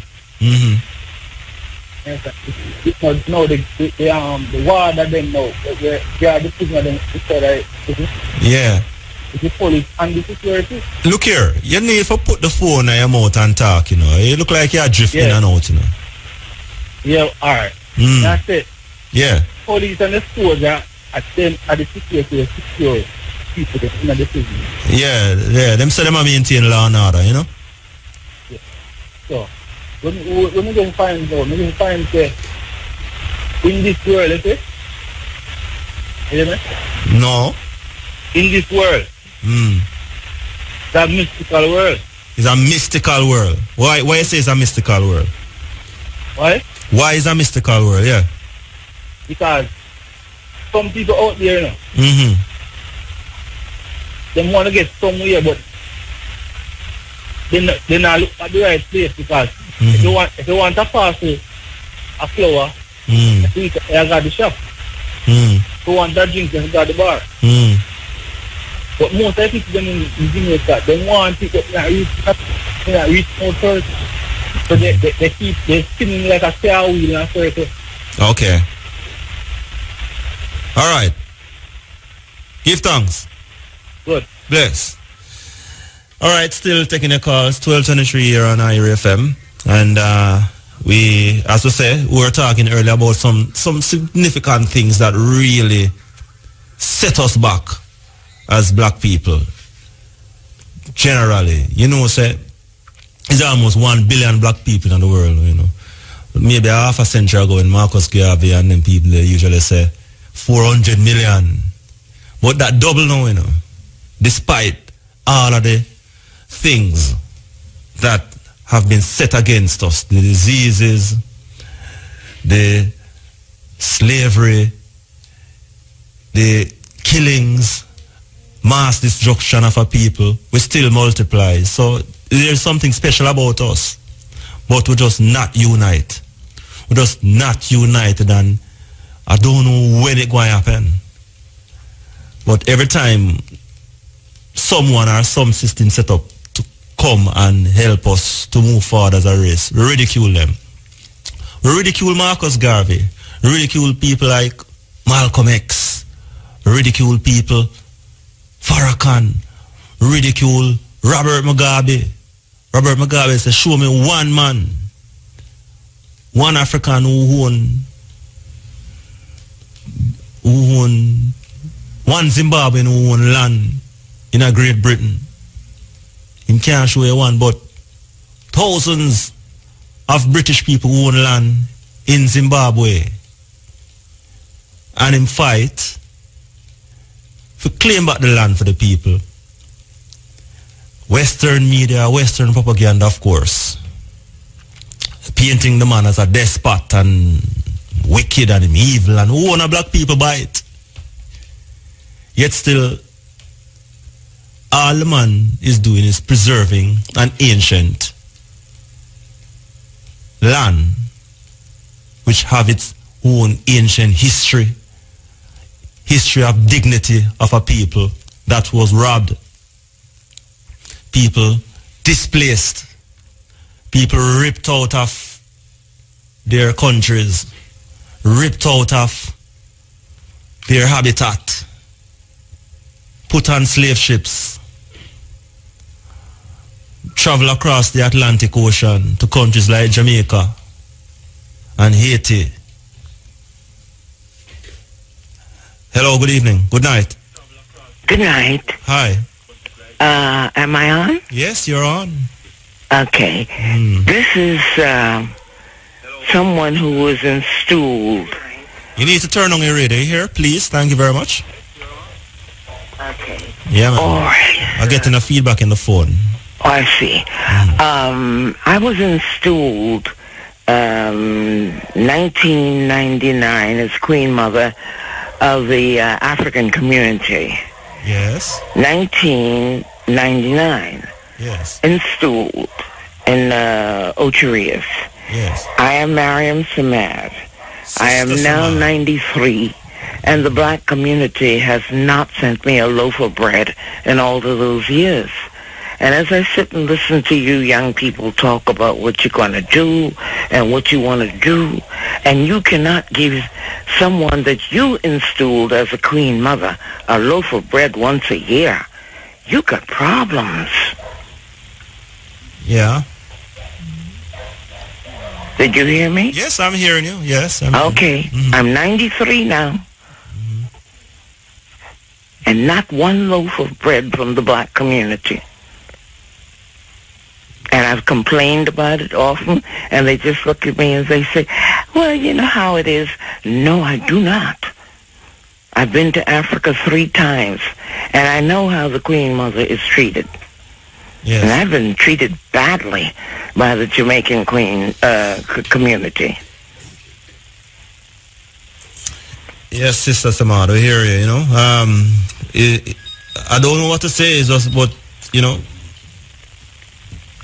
Well, the things that you've been playing tonight are very good, and I'll tell you one thing, if the young people listen to what you've done tonight, the kind of recording that you've played with Sam Sharp and the bestiality placed upon our people and our behavior today, they'd have to change. But I just wanted you to know, because every time I try to call into Muta, the young lady won't let me sleep. So I'm taking the opportunity to tell you tonight at 93. And, you know, I'm not docile. Yes. So I know how I'm treated. Yes. And like I said, I've been to Africa 3 times, back and forth. And I know how they treat the Queen Mothers. And not a loaf of bread a year.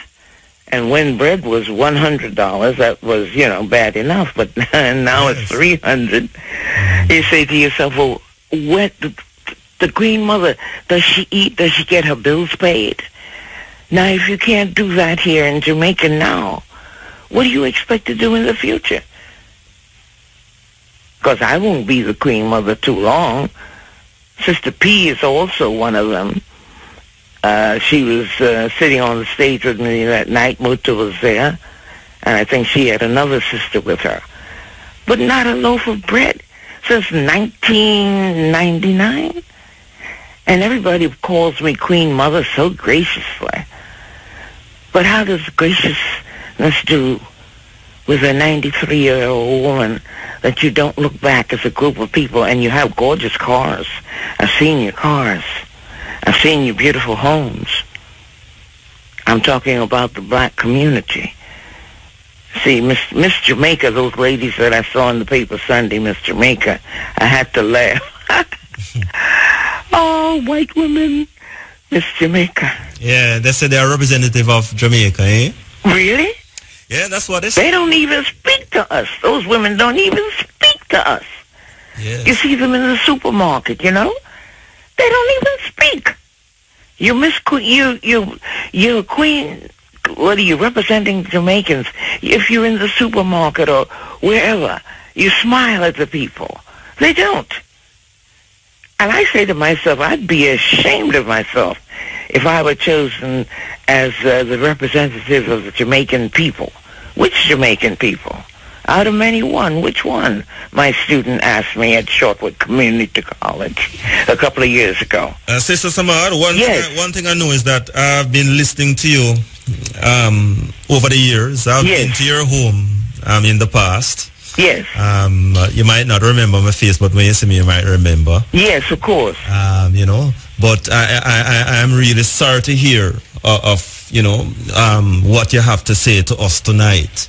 And what I want you to do, Sister Samad, is to give me a call, you know? Yes. Give me a call. Roger Asphalt at IRI FM. I mean, sometime. What's your name? My name is Roger Asphalt. Oh, yes. Yeah. You know, and... Well, you know, I just feel sorry for us. Yes. You know, we what is it? We talk the talk, but we don't walk the walk. It's a serious thing. You know? And the little one who says on Sunday, speak the truth, tell the truth. When I went there for Garvey's Day, because I wasn't invited to this last Garvey affair, so I hired a bus and took a few people, got there, and listened to the program, and as it was over, I left. Because how is it the Queen Mother is not invited to Mr. Garvey's affair? And I am strictly a Garvey woman, you know, with no apology. Straight, yes. And I was not invited, you know. And I'm one of the first people to call Kabu Maakshir Keru by her name. And I'm ignored. But you know what's going to happen when I die? Everybody's coming to my funeral and say, oh, if only we had known. I have medical bills because I am an elder, of course. I have medical bills to be paid. And you mean to tell me all these brothers and sisters in the African community with these fabulous cars, they couldn't stop by here once in a while and hand me a couple of dollars so that the old Queen Mother could pay her doctors? I got a call today from my dentist. I must come in. I got a call from another doctor that I must come in. And where do I get the money to pay these bills? Queen Mother in Jamaica. All right, Queen Mother Samada. As I say, you need to give me a call in the day. All right? Yes. Well, I want to thank you very much for your call tonight, though, and we'll be in touch. Well, I'm glad you allowed me to air it. Yeah. Because for some strange reason, whenever I call Muta, the young lady won't let me through. Oh, well. All right. Okay, darling. Well, thanks much. And thank you for letting me through. Yeah, man. Queen Mother Sama there. Hello, good night. Hey, Roger, good night. Yeah, man. How are you doing? I'm alright, you know. Alright, so I am calling after hearing Sister Samad. Yes. And I guess you've just been told, huh? Yes, well, I'm learning things right now as we go along, you know. Not only you been told, all of us who are alum of Sister Samad's place and Sister Samad, we've all been told. Yes. In a big way, there is no point in honoring somebody if the honor, in a sense, doesn't go with the title. Yes. And in tangible terms, you know. Huh? The honor in tangible terms. Yeah, it sometimes even comes down to that. But the regard has, rub off and meet the road. True. And I feel, in many ways... You feel bad? I've been told. I've been taken to school. And, the whole talking of the talk means the walking have to come too. True, you know? True. In one sense, if you take it like that, you could, in a sense, get upset. But you really should have just kind of just stretch out your hand and take your licks as ideally we should. Yeah. And maybe I've done the more, shall we say, cowardly route of calling you first, because ideally the call should have go to the Queen Mother first, right? Yeah. Well, I know that she might still be listening, you know. Well, I think you should feel honored that she's still listening. Yes. And as indeed should we all be listening. I'm in a sense honored that one, she's sharp, razor sharp. Yes. You draw that sword tonight? Yeah, man. You have a few people you're going to find sharper than Sister Samad, yeah? True. Who will call it as she sees it without fear or favor. And I think as youth, some are younger than some. Yeah. We are encouraged that if you can be half as in tune, plugged in as she is, if God willing you live to see your 90s, then, we give thanks to the Almighty, whatever name you call him by. Yeah. I'd just check you further upon one thing, though. And she for call you, Certainly, having gone to 48. No, the reason why I said she because, I can't take her number on the ear. So. Well, trust me, as she will tell you, she's in the directory, so. I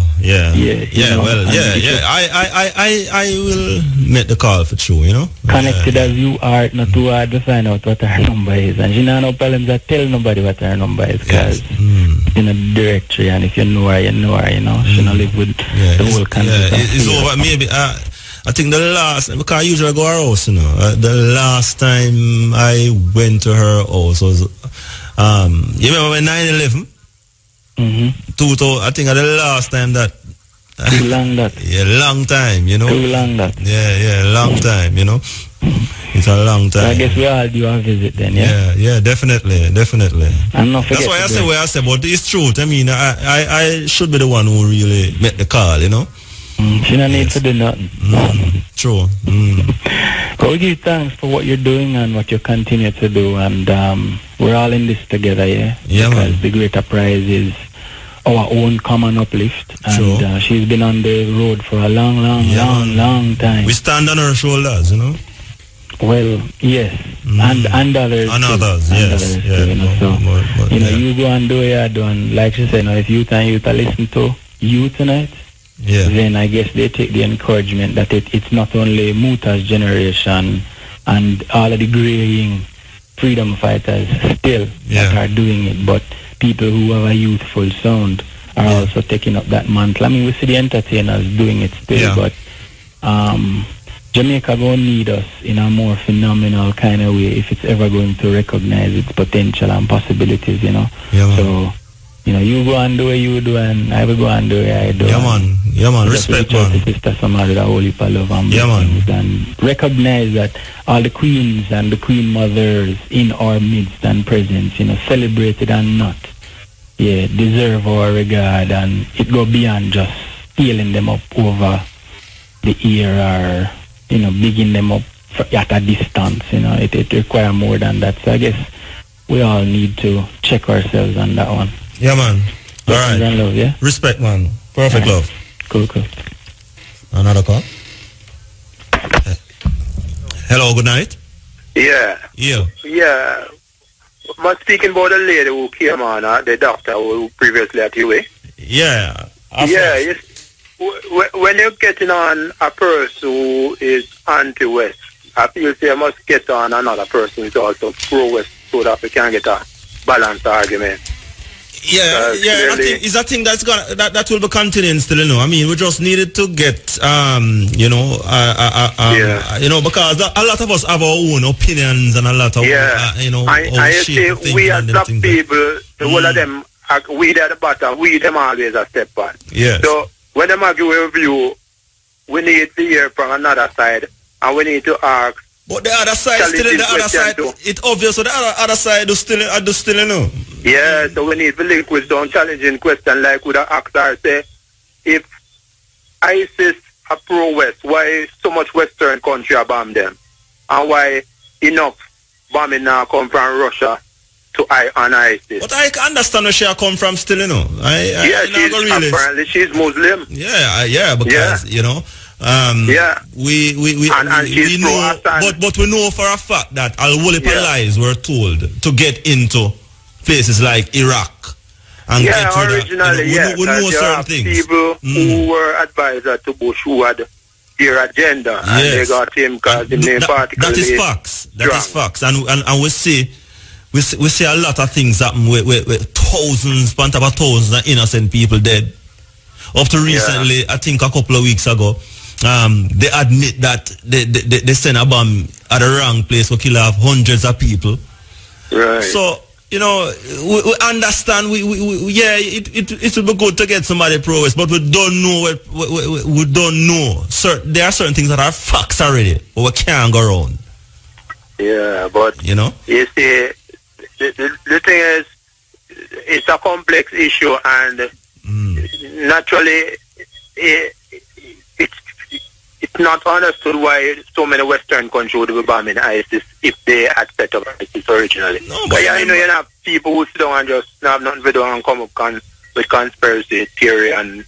Well, I wouldn't say it's a conspiracy theory because it's the same thing. The reach we as black people, you know, the whole heap of the Western leaders, them come together and carve up a land and take with themselves. That's true, and that is why we have to be careful, and we have to get ourselves more educated. And like you were saying about the technology thing where Marcus Garvey, I don't think that we have to push where your program forget persons say, I think, to develop them technology and them thing that we can't sit back and only dance and sports and them thing that we have to try to create some technology is supposed to advance the way how we live. We are all entitled to the benefits of civilization.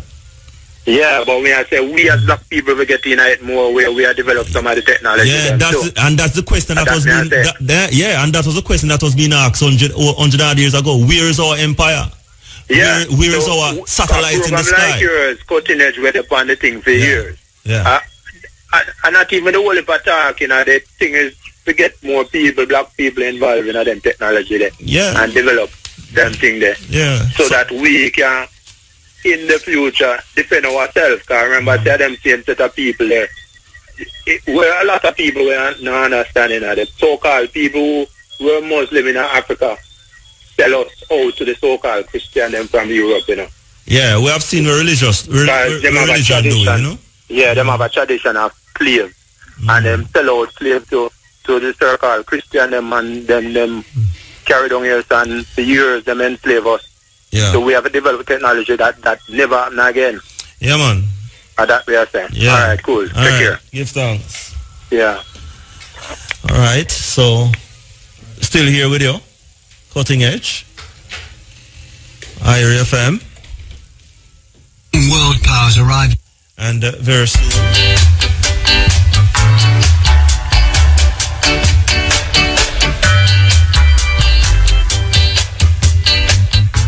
Hello, good night. Greetings, Raja. Hi. Greetings. Greetings, man. How art thou? I is fine, you know. Well, give thanks, my brother. Give thanks and praises, man. They're concrete? Straight. Rastafari. Tough like you ever hear about Jackass on it. Yeah, oh, you mean, man? Ah, you know. But yeah, if you're not a teacher, you can't eat it, though, you know. I tell you. Yeah. Give thanks, my brother. Give thanks, man. How's the family, man? The family good, you know. The family good, you know. We're just plugging along and giving thanks along the way, you know. Well, yes, my brethren. Same way.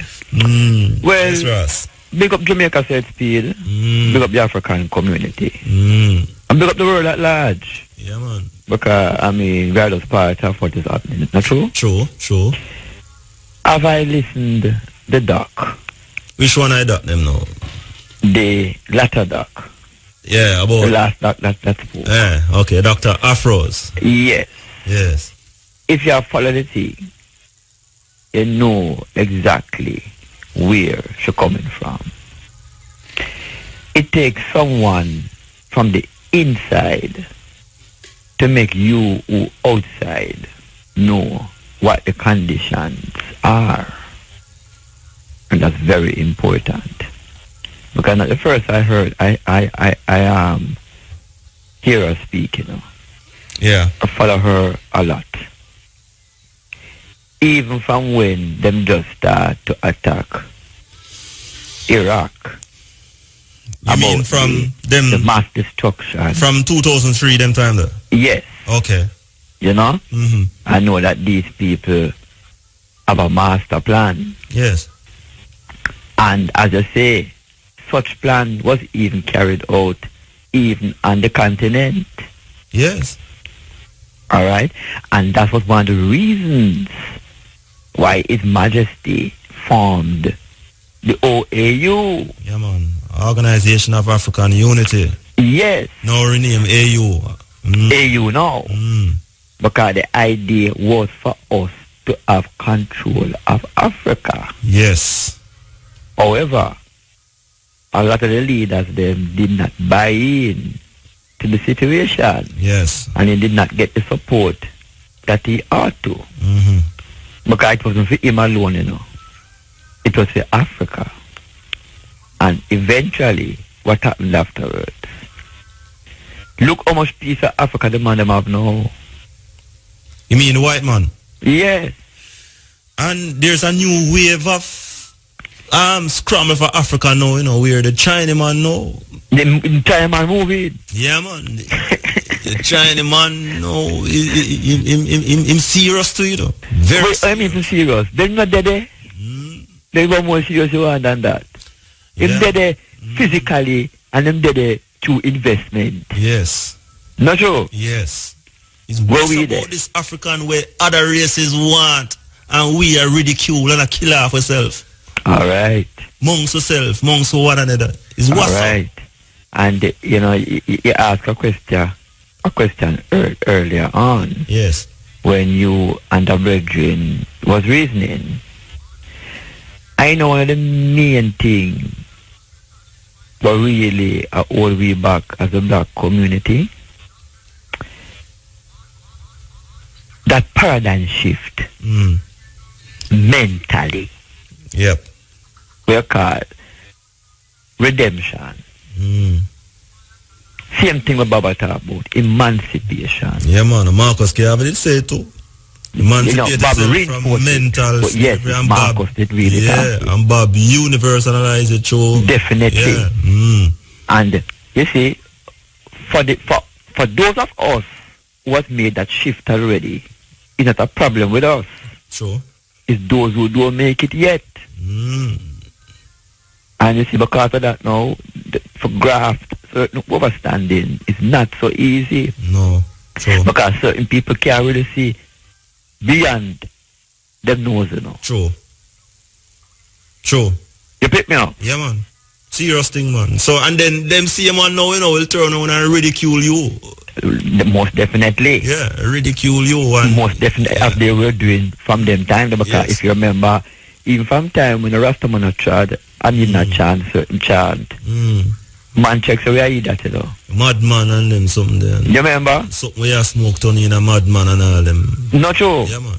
When man talk about self-reliance and idle eating and reparations. Repatriation. You pick me up. Yes. A man I say, wait, but the man is a madman. I'll tell you something, You see, before me even go high school, me know say, before me even go high school, me know say, you see all this history thing about Columbus, this and that. Before when we go high school, me know say all of them things are the foolishness, in terms of discovery and whatever, and I through Rastafari me learn enough things. Truly? And that before me go high school. Truly? Truly? No, truly, because what happened, I did start attend church at an early age. Yes.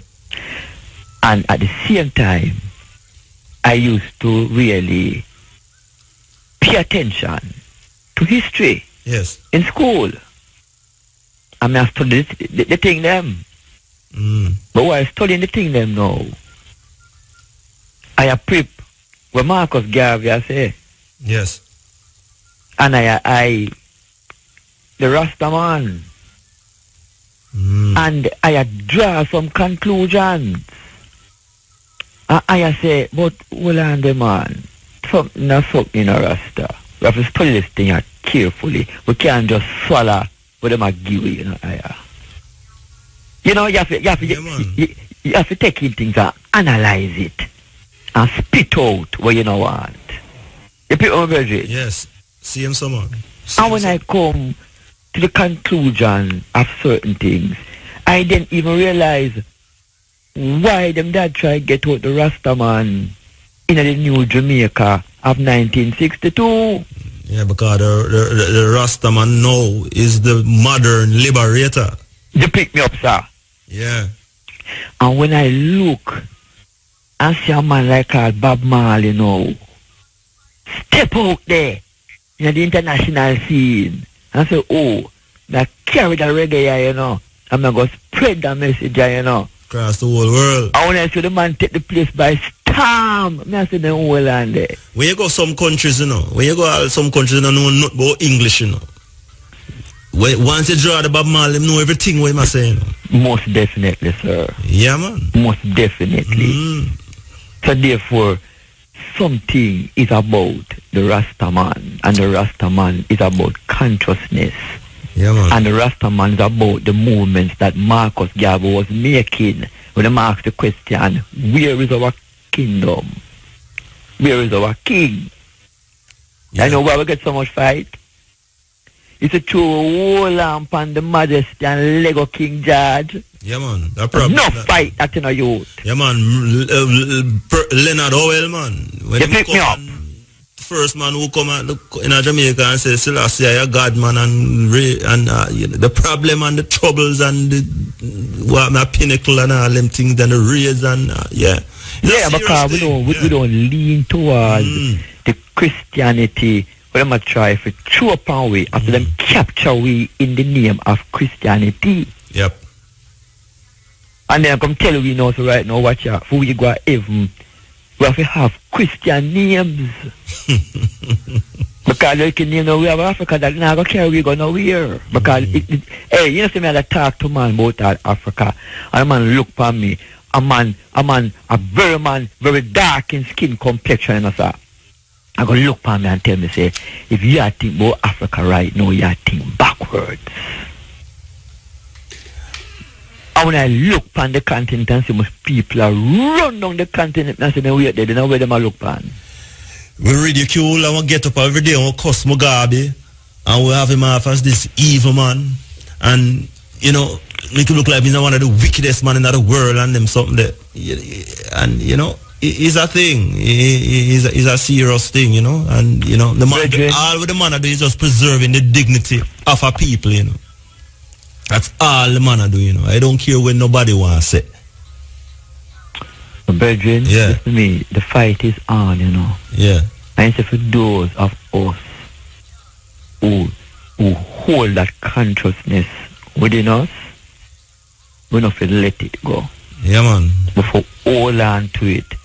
For not only our sake, you know, but for the sake of our children. All right, Ross. And let us continue explaining the situations for those who wish to learn. Respect.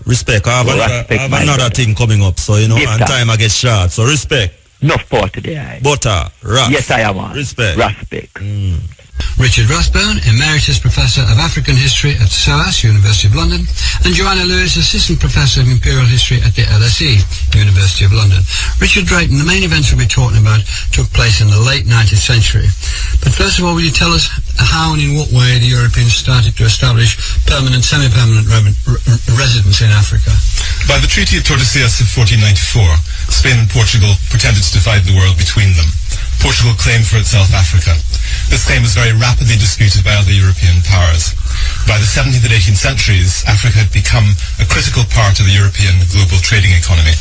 African slaves were critical for the production of all commodities in the New World.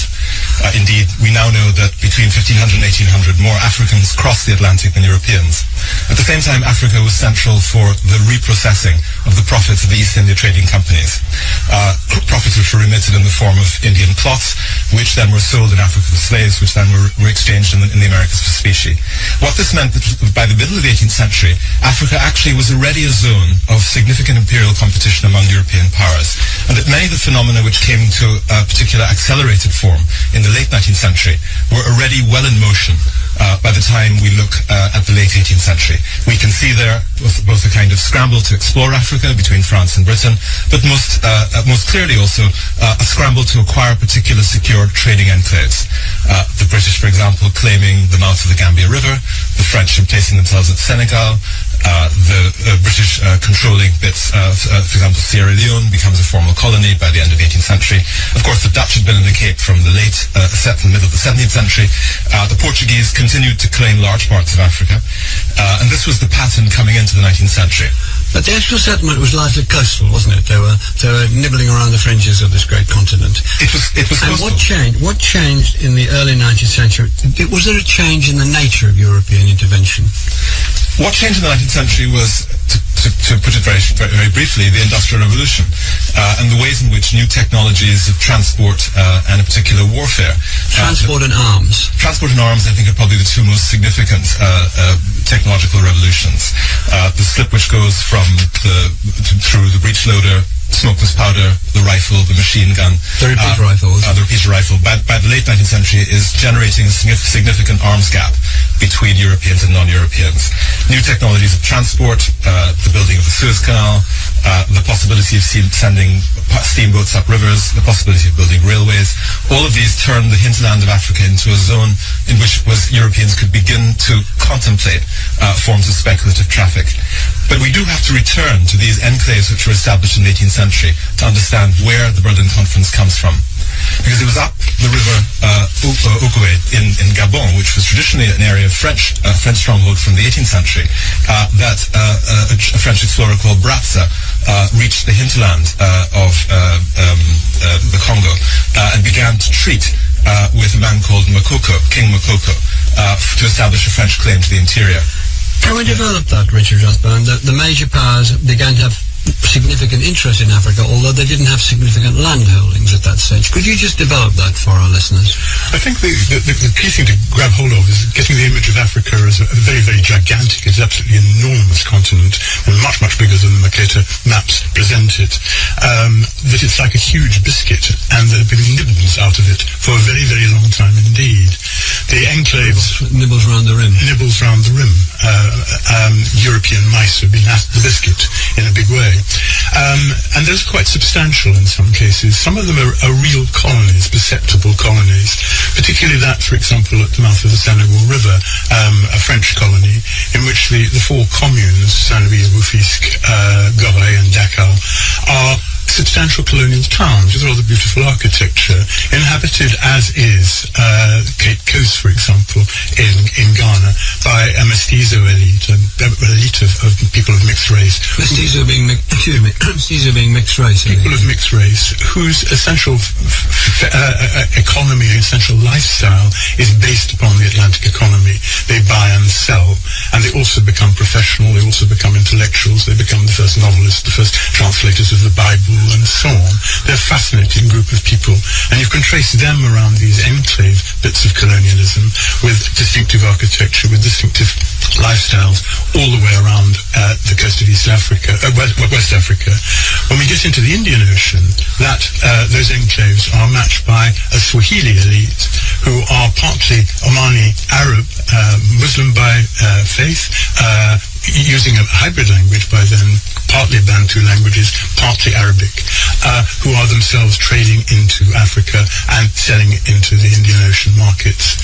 So that's the picture of it. And I think that the extent of the expansion of this has everything to do with something we've not mentioned so far, which is basically this takes place during the collapse of the Ottoman Empire.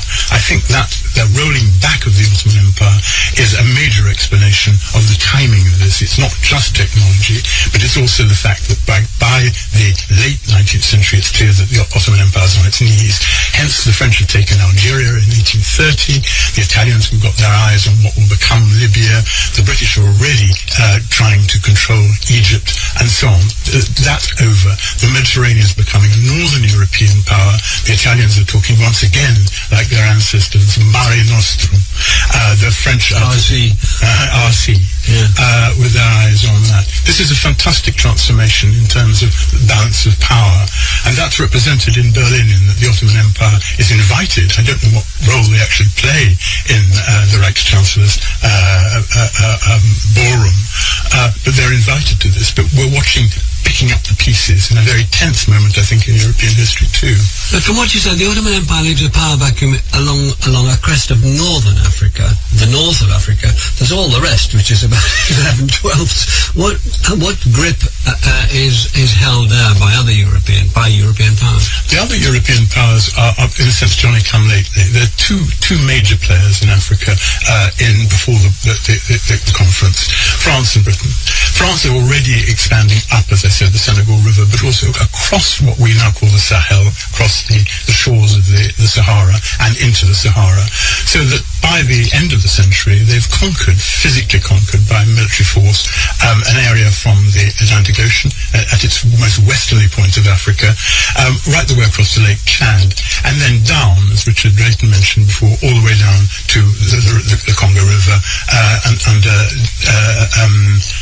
de Brasse's instigation, and then all the way up to the explorer of that area, and all the way up to Algeria. So it's a huge extent of land, a massive extent of land. Once explained to me by a filmmaker in Senegal is beaucoup de sable, a great deal of sand, and I think there's something in that.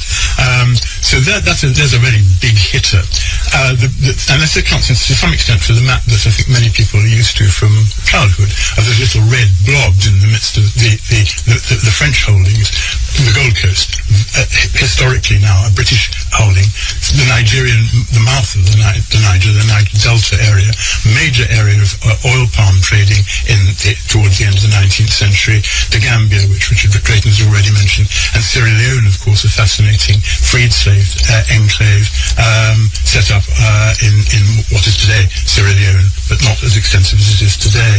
So that's the British holding in West Africa. And then there's the southern part of Africa, isn't there? Then there's the southern part of Africa with the ancient holdings by the Portuguese of Angola and Mozambique, again dominated by a mestizo elite, people of mixed race, both in Mozambique and Angola. Farming, in the case of Mozambique, an extensive latifundie, extensive plantation farms called Prazo, and in South Africa, of course, the merchant capital, coaling station, by port for originally the Dutch East India Company, but after the first decade of the 19th century for the East India Company of Cape Town. Then the East African, it's a big continent, I did warn you. No, I'm intrigued. This is an area dominated, of course, by basically Arab traders from places like Oman, in particular places like Oman. They come to dominate Zanzibar, interested in both the ivory trade and the slave trade, and also increasingly in the clove trade, spices being very, very important. And then, of course, we've got the wonderful thing in the Horn of a great independent African empire, namely that of Ethiopia, which fends off for century after century attempts at incursions on its sovereignty, ending, of course, in the most magnificent defeat of the Italians, which the Italians, of course, You shouldn't be smiling, sir. I'm not smiling at all. And certainly the Ethiopians weren't smiling, because the Italians returned for a second round in the mid-1930s, where they used, as we all know, weapons of mass destruction on people, basically with primitive weaponry. Well, that's a brilliant rounded map of a very complicated continent, which, in a sense, Jonathan, these European powers meeting in Berlin wanted to simplify. They wanted to simplify all this, which you described in detail, which was rich and lovely to hear. But can we just go into that process? And one simplification, going by King Leopold of the Belgians, Leopold II, who he wanted a large, big chunk of Africa for himself. 78 times bigger than Belgium he wanted, and he said about that. Can you tell us how he pursued his ambition? Absolutely. Here we've got a monarch who takes power in 1865. And sorry. A very, very small kingdom, and he's definitely got kingdom envy, empire envy. His first cousin is Queen Victoria, about to be made Empress of India, and there he is with virtually no territory overseas at all. He tries to do something about it. He actually tries to buy the Philippines, as you do, but that didn't work. So he pursues his ambition, desperate to have some imperial real estate so he can take his seat alongside all his cousins, because he's related to most of the royal families in Europe. And he does this in a very ruthless, deadly, brilliant way. He's always, as a child, been fascinated with geography and explorers. And of course, one thing we haven't talked about is this is the age of exploration in Africa, where you have figures like David Livingstone and then Henry Morton Stanley, who's going to be very important to our story, who've been marching all over Africa and been delighting the world's press with stories of their exploits. Leopold loves the Times and the Telegraph. He loves reading proceedings of the Royal Geographical Society. So he learns that actually Central Africa is an area that's up for grabs. Nobody seems to be interested in it. It's pretty wild, it's pretty scary, and he also discovers something else. That if you want to really get into Africa, you need to use the zeitgeist, and that is, you need to be into anti-slavery. Because when David Livingstone dies in Africa in 1873, it's alleged that he dies on his knees as a sacrifice, praying that Africa will be delivered now from the evil serpent of slavery. And at that time, a mark of civilization in that period of European history was that you were anti-slavery. Absolutely, that is the gold badge. You get sort of gold card membership to the High Club if you are an anti-slaver. So he understands that, learns that lesson very, very well. It's going to have deadly effect later on. He's also come across Henry Morton Stanley, who famously found Livingstone, but then goes back to Central Africa after Livingstone has died to try and solve the mysteries that Livingstone failed to solve. Where was the headwaters of the Nile? And Stanley also maps the Congo, and it makes him one of the greatest African explorer of all time. So Leopold has been following this avidly and is one of the first people to congratulate him when he returns, and he tries to then, in effect, buy his services. And this is the second part of his strategy, because he set up the African International Association, which is a total front for his aims to try and dominate. And he said the aim of the international was to civilize, humanize, humanitarian. Everybody could come there. He was doing this for the unblemished motives. Yes, in fact, absolutely. he was buying it for himself. Everybody bought into it. He was so devious and so clever. He said he was doing it from the heart. He was putting his own money behind the institute. He got philanthropists, anti-slavers to support it, and he gets Stanley to go back to Africa and to start making treaties with chiefs up the Congo River. And that's the basis of his later push, and extraordinarily successful and extraordinary push for power. Why was there seemed to be a crisis point, briefly, in the early 1880s? The crisis point comes because he's been very, very successful, Leopold, in appointing key people to go into the Congo for him and to get all these treaties with the chiefs. So he then embarks on a series of diplomatic maneuvers. So he gets his agent to go over to America and get the Americans to recognize that his Africa Association, and nobody really knows what it is, actually has sovereignty now in this large area of the Congo. We're talking about an area of 1.3 million square miles, but that his agents have got treaties with the chiefs. America says, yes, okay, we recognize your flag. He then goes to the French and says, look, will you recognize us? And the French don't initially want to, but then they say, okay, yes, if we have first. And he says to them, if I fail, you can have it, not the Brits. And exactly, so playing one off each other. Also does the same with Bismarck, who's quite keen. Bismarck works him out, actually, calls him a swindler and a fantasist, but nevertheless goes along with it. Exactly, goes along with it nevertheless. And the crisis point is really that Britain has done a treaty with the Portuguese to recognise Portuguese control over the sort of Congo Mouth region, but Germany refused to ratify this. So who is going to have sovereignty over the Congo that's now been opened up by Stanley in the context of this scramble for Africa, for coasts, as we've heard, where it is perceived that Britain is in a position of decline and looking slightly wobbly? There's a sense, Richard Drayton, isn't there, I've got from the notes that you've all sent to me, that Leopold, although it wasn't there, was one of the people more responsible for the bringing together of the Berlin Conference. Well, he was in a way, but the momentum for this really comes very clearly out of Bismarck's diplomacy from the 1870s onwards, and the link with the various attempts to solve, in inverted commas, the Ottoman question is extremely strong. It's not just simply Bismarck had just brought about, let us say, the unification of Germany. He wasn't particularly interested in Africa, but he wasn't very keen on other people getting hold of it either. He was concerned essentially to maintain Germany's place within the European state system. And in particular, he was concerned about his France to his left, which he knew wanted to recover Alsace-Lorraine. And he was concerned to a certain extent about Britain, the extent to which Britain sought to possess a kind of commercial monopoly. But the real roots of the conference actually lie in Franco-British competition. That's actually the nub of the matter, and the ways in which free trading Britain had locked up bits of the palm oil trade along the Niger through a cunning device called the Truss, which restricted Africans' abilities to trade freely. Always these weasel words, aren't they? Trust, all that stuff. And the French, of course, were doing exactly the same, using tolls and tariffs and other forms of protected contracts. So that when the French arrived with Bratza, attempting to find this back way into the interior of Africa in circa 1880, they set off panic in the Foreign Office. And the Foreign Office then quickly decides, well, the way to solve this problem is to quickly recognize that Portugal owns everything.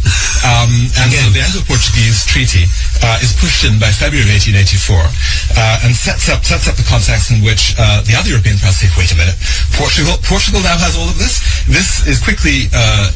Portugal owns everything, and we, the Brits, can trade freely because of our privileged relationship with Portugal. So a perfidious Albion, showing its skills once again.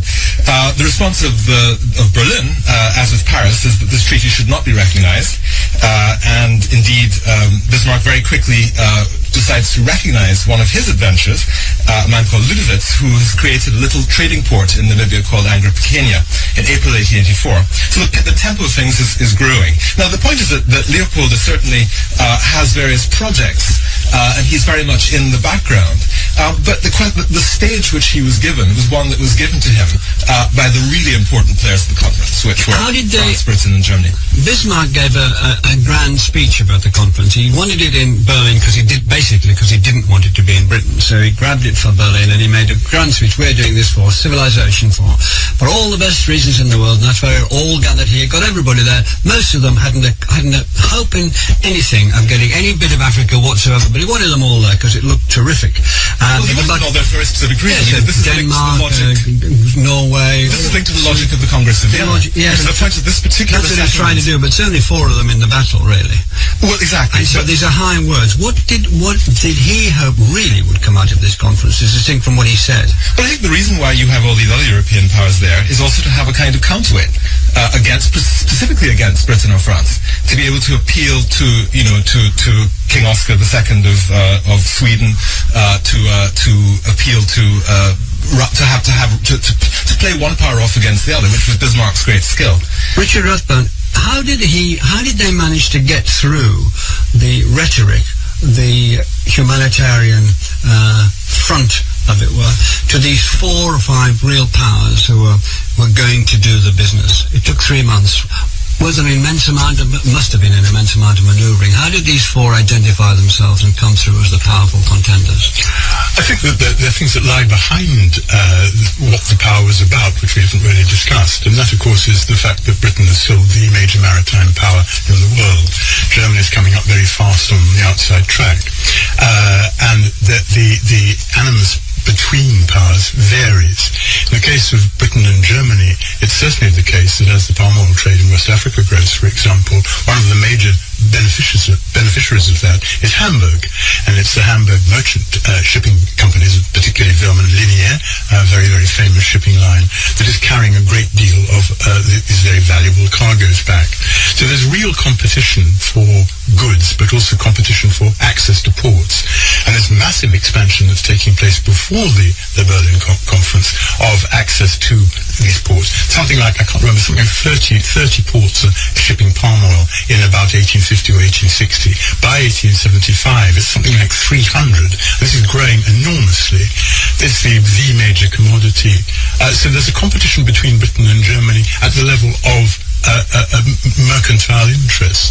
So when we talk about France and Germany and Britain, I think we need to break that down a bit and talk about the interests behind these. The Foreign Office is a tiny agency in all of this. The interest, actually, I don't think that the Secretary of State there isn't a Secretary of State for the colonies at the time who sits in cabinet, for example. It's a minor post, and the Colonial Office is a tiny little instrument in Whitehall.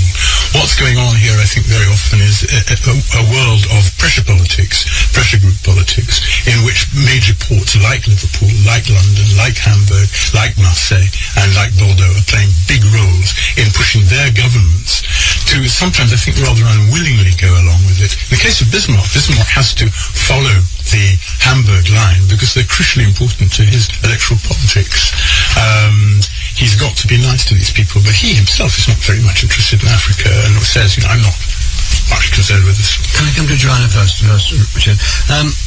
Can you just take on the negotiations a bit further then? Is this where the doctrine of the effective occupation came in? Absolutely. And what is that? Can you explain that? So powers argue, especially somebody like Leopold and his representatives that are there, and Stanley has the treaties there, for example, that because they have treaties with chiefs that have said, look, we will hand over the rights to trade, to the rights for waterways, that in effect you are going to be in charge of everything. You are in effect the recognised government. So this is effective occupation, even though you don't have people all over the place? Absolutely. And Leopold has been very, very crafty, because previous to the conference he's taken the advice of an Oxford scholar called Sir Travers Twiss. It's actually a real name. And he has told Leopold how he can convert his sort of company, his shady association, into being recognised as a formal state by doing certain things. So this is why he gets Stanley, who initially won't do it, to up the ante with making treaties with the chiefs. And that the treaties are quite shocking. For example, 2 chiefs are told that they will get a piece of cloth every month if they hand over all the rights to their kingdoms, and will always give labour for various projects when they're asked for, will give over the rights to fisheries, to all the sort of natural for a piece of cloth every month? Yeah. Wow.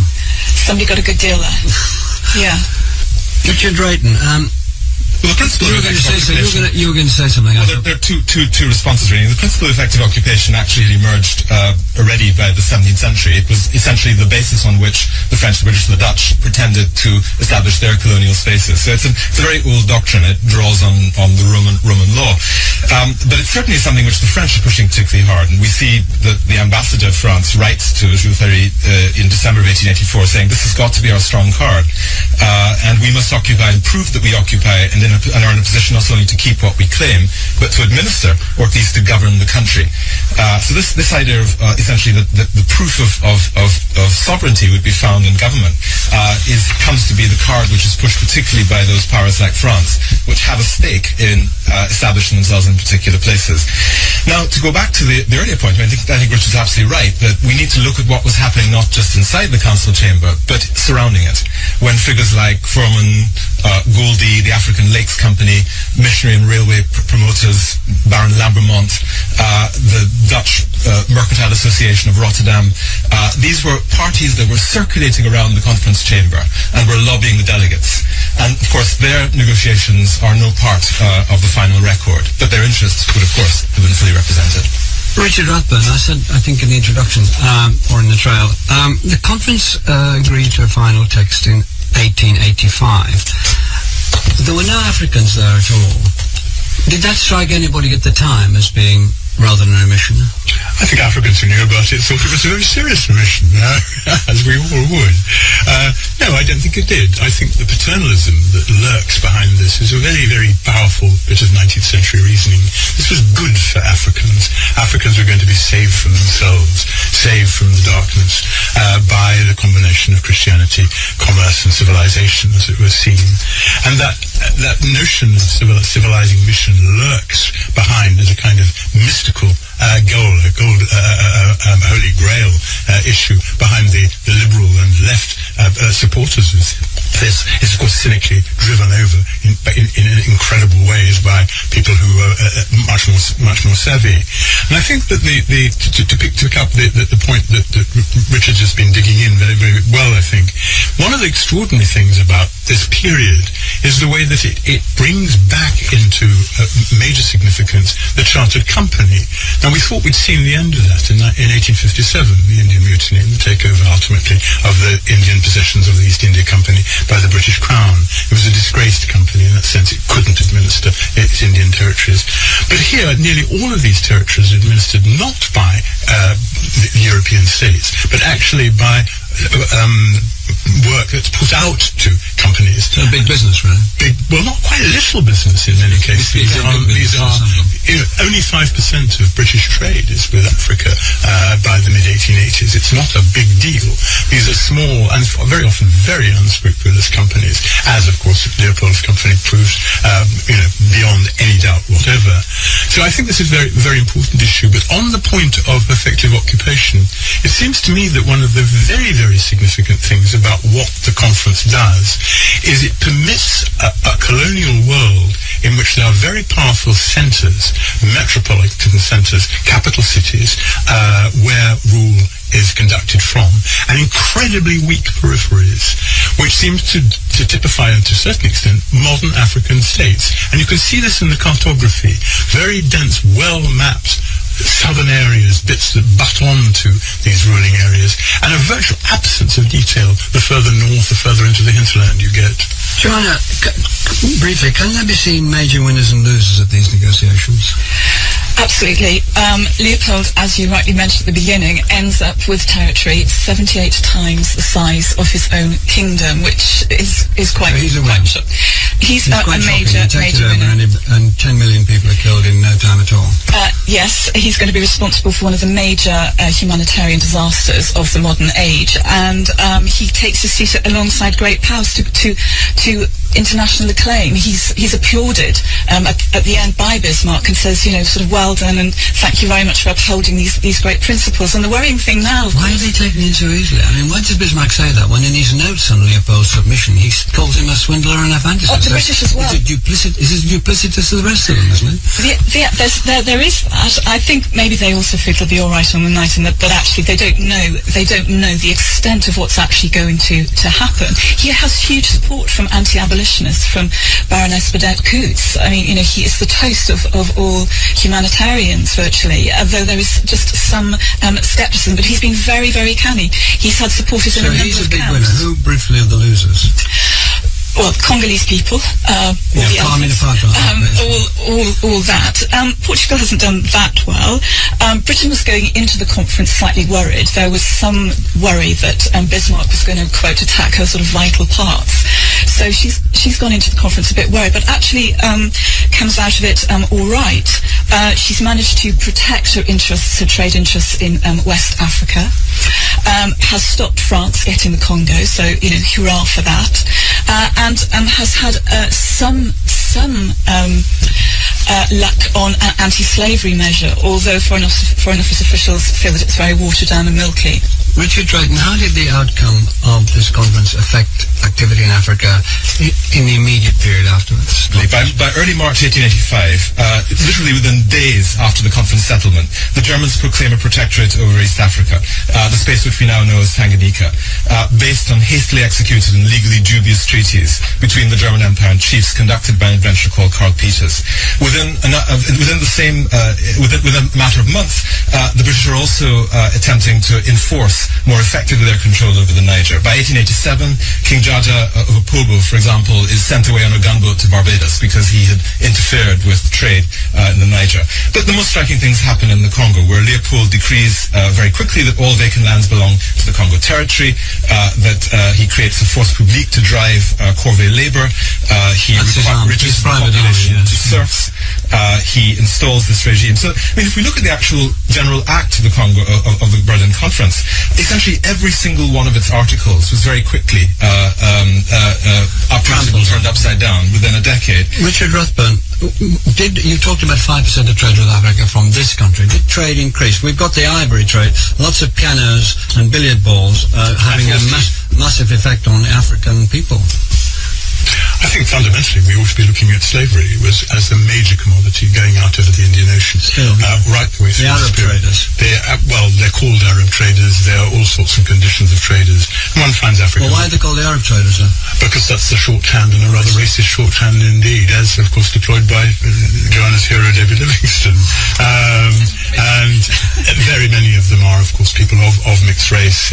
They're very often from places like Madagascar, which the French have held for some time, going to do things like pearl diving and plantation labor in the Indies, but also as far afield as Macau. So there is that. Palm oil and palm kernel trade increases enormously on the West African side, largely because there are no elephants left. All of that is of some significance. The great break point, of course, comes in the 1880s onwards, with the discovery of gold in South Africa.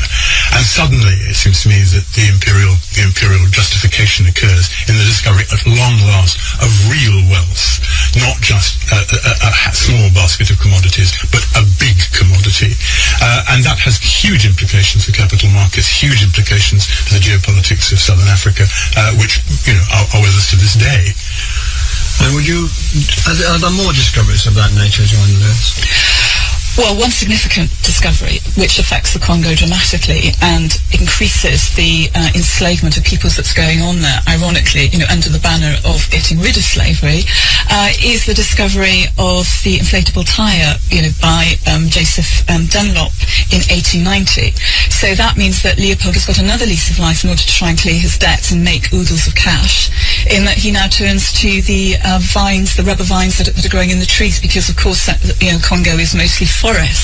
So that's going to lead to this awful story that Joseph Conrad will eventually write about in Hearts of Darkness, because he's gone there as a captain and goes upriver and will base the character of Kurtz on this evil Belgian officer in the Force Publique, Captain Leon Rom.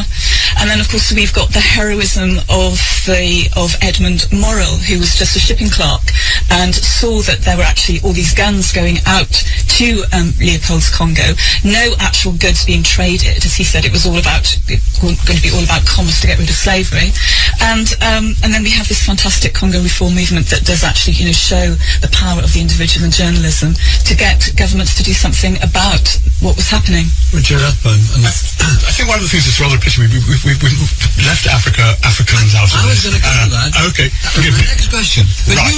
You asked it for me. I was going to say that I think the notion that this is all happening on sort of tabula rasa is a very mistaken view, and it's not one that I hope we've propagated today.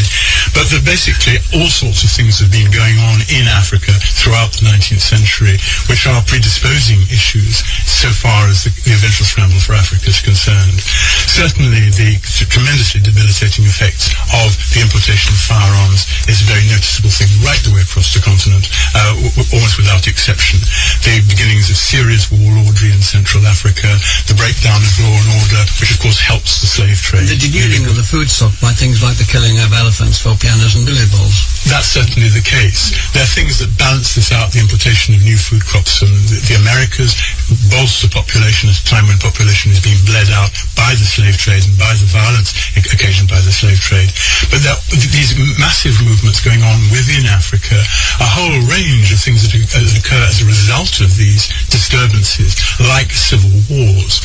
And the idea that somehow colonialism comes in and imposes itself as a kind of blanket over these situations, I think forgets the fact that for many people in Africa, these are divided polities, and the arrival of Europeans is the arrival of allies on the grounds that my enemy's enemy, etc. That is being worked out in a very big way in Africa. So Africa and Africans are, as it were, agents in this process every bit as much as they are victims. They're not just people having their hands chopped off because they aren't producing enough rubber. They're also very much involved as politicians, as military dictators, as founders of new states, and so on, in a very exciting and dramatic fashion. So the scramble for Africa itself is a very dynamic process, and not just an imposition. And it's not just European imperialism, but also Muslim imperialism as well, with the importation of guns, the spread of slavery. The East African slave trade is increasing in the 1870s, 1880s. Richard Brighton. Oh, yes, what we see certainly by the end of the century is the attempt throughout the continent to transform what had previously been forms of collaborative relationships in which it was not at all clear that Africans in fact were in a subordinate position into positions which were in fact more strictly. So many of our understandings of European imperialism essentially involve a kind of retrospective application to the early 19th century of a kind of white dominance which didn't really exist in the earlier period. And in fact, we could see the scramble for Africa from another perspective as having to do with what we might call the crisis of the middlemen states, the states which had emerged in the 18th and 19th centuries on the coast of West Africa, and which had actually become quite strong and wealthy, dealing in slaves first of all, and then later on in palm oil and gum and other commodities. And in some ways, the European advance is also linked to this particular crisis within these African polities. Can we stay for the last part of the program on? Are there any ways, we know about these terrible murders, 10 million people, is there any ways, because you're suggesting, Richard Rathbone, that the Africans put more in and got more out than we've given, than we've alluded to in this conversation? They're winners and losers, and one of the real problems, I think, with the whole question of the scramble is the counterfactual problem. What would have happened if there hadn't been a scramble for Africa? And I think Africa's a wonderful place from that point of view, in that we do have a place where the scramble didn't occur, namely Ethiopia. What would have happened if Africans had been in control of their own destinies, to a certain extent, in control of the nature of modernization, and then in terms of their relationship with the global economy?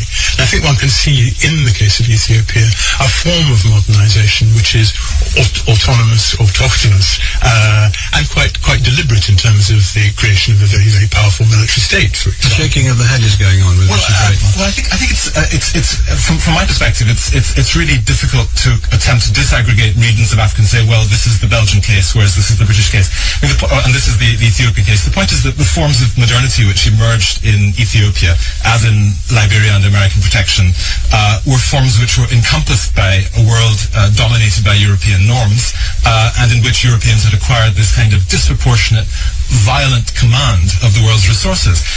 If one looks at the kinds of options that were available for African sovereignty, they were all constrained by the particular balance of power, what in Bourdieu's terms would be the field of imperial power in this period. When we look certainly at the kinds of possibilities for decolonization which emerged later on, they all are extremely constrained by the kinds of structures set in place. So what would you say is what would you say is the legacy, Joanna Lynn? The legacy of the scramble for Africa is that Africa gets divided up by countries who produce states that are too greedy, too rushed and too racist to live up to any of the humanitarian ideals that were on the books in Brussels conference in 1889 on anti-slavery and empire and Berlin. And so at independence they were then passed over states and not nations.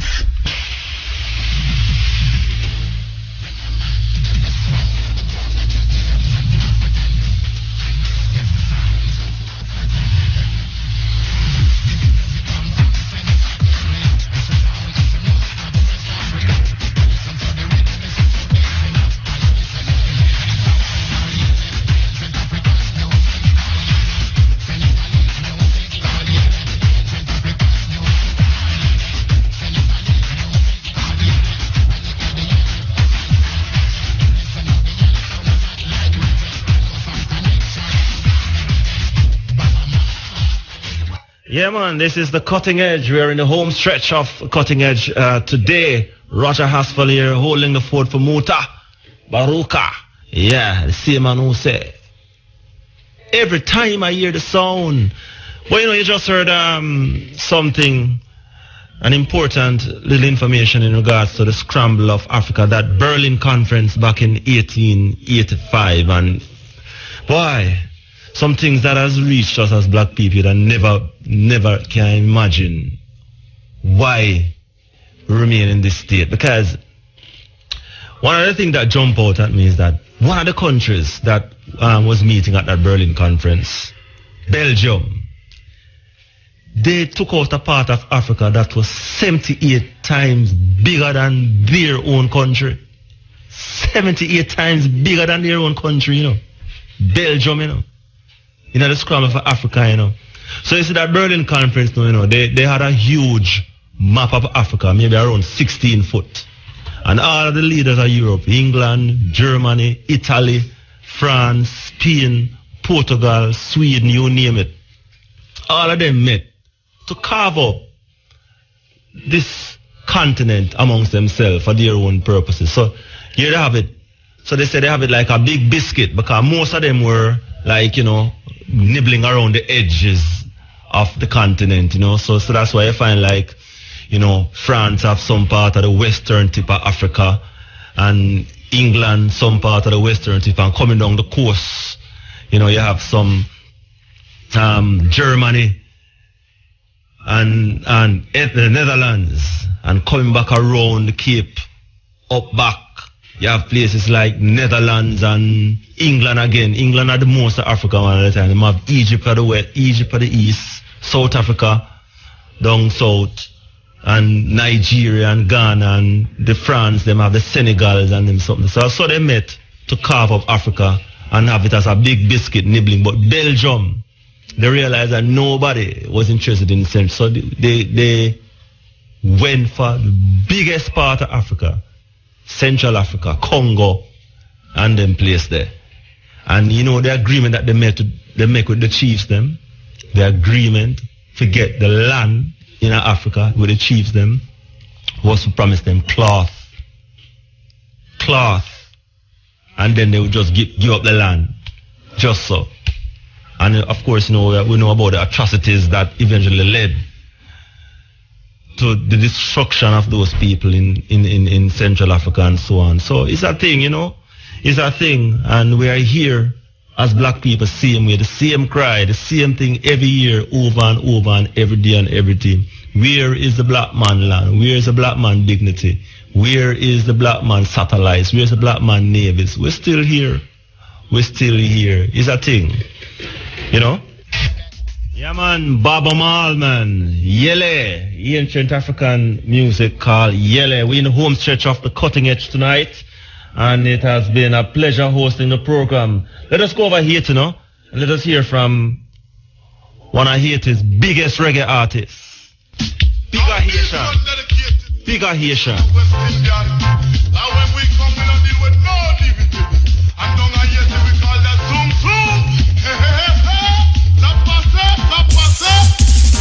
Where me from and where me from and where me from, Haiti and where me from and where me from, Haiti and where me from and where me from and where me from, Haiti and where me from and where me from. Follow me now. First me do, respect me mommy. The second thing me do, respect me daddy. The third thing me do is defend me country. We don't want no guy come and drop a disrespect with. One on the side the money gonna give them no promotion. One on the side the Asian, me say things get Russian. Yes, the big Asian coffee, roll up the land. People know me and the Jordan man. Haiti and where me from and where me from and where me from. Haiti and where me from and where me from. Haiti and where me from and where me from and where me from. Haiti and where me from and where me from. Follow me now. See me Mr. Tiger, how with the bam bam. The one and bigger Jason with the get where me from. Boom, that's a me smoker, not a trophy younger. Look at them when me want taste when you forget summer. Me fuck up a nice girl, me you pay use me condom. No cocaine, no base pipe, you don't want none of them bigger. Party with them like a lizard and a limb. Just have one of the DJ them and nothing give me no problem. I've been to them, but I pull and tell them, go take a swim. What them they know like, yeah, say is a dope team. When them come and them just mash up the scene. Don't I eat him, me love me rice and bean. Turn up on the corner, mommy, look well mean. Want go Jamaica, we go nice up the scene. Eat it and when me from, and when me from, and when me from. Eat it and when me from, and when me pam pam pam pam pam pam pam pam pam pam pam pam. Eat it and when me from, and when me from, and when me from. Come on, telephone means and you doing. Come on, Samba means and you feeling. Kotogete means where you living. Kotobwale means where you going. Eat it and when me from, and when me from, and when me from. Eat it and when me from, and when me pam pam pam. Eat it and when me from, and when me from, and when me from. Eat it and when me from, and when me pam pam pam. Follow me now. Listen me do, respect me mommy. This a cut me do, respect me daddy. This nothing me do is defend me country. We don't want no guy come and try to disrespect we. When I don't sign the money, couldn't give them no promotion. When I don't sign the Asian, me say things get Russian. Say big and this and coffee, hold up the land. Yes, cut off people no say me a done man. Eat it and when me from, and when me from, and when me from. Eat it and when me from, and when me from. Follow me now. San Passe, Koto Soti, Kimonoye, Kimon Kimamau. No, say that the big and coffee, nice of the place. And then we big up, you know say, make you know it. Eat it and when me from, and when me from, and when me from. Eat it and when me from, and when me from. Yeah, man, bigger Haitian, man. Wanna Haiti's biggest reggae artist, man, as we're wrapping up Cutting Edge tonight. Yeah, man. So we close out, you know. Papa Levi. Papa Levi. My first record never buy, you know. Papa Levi.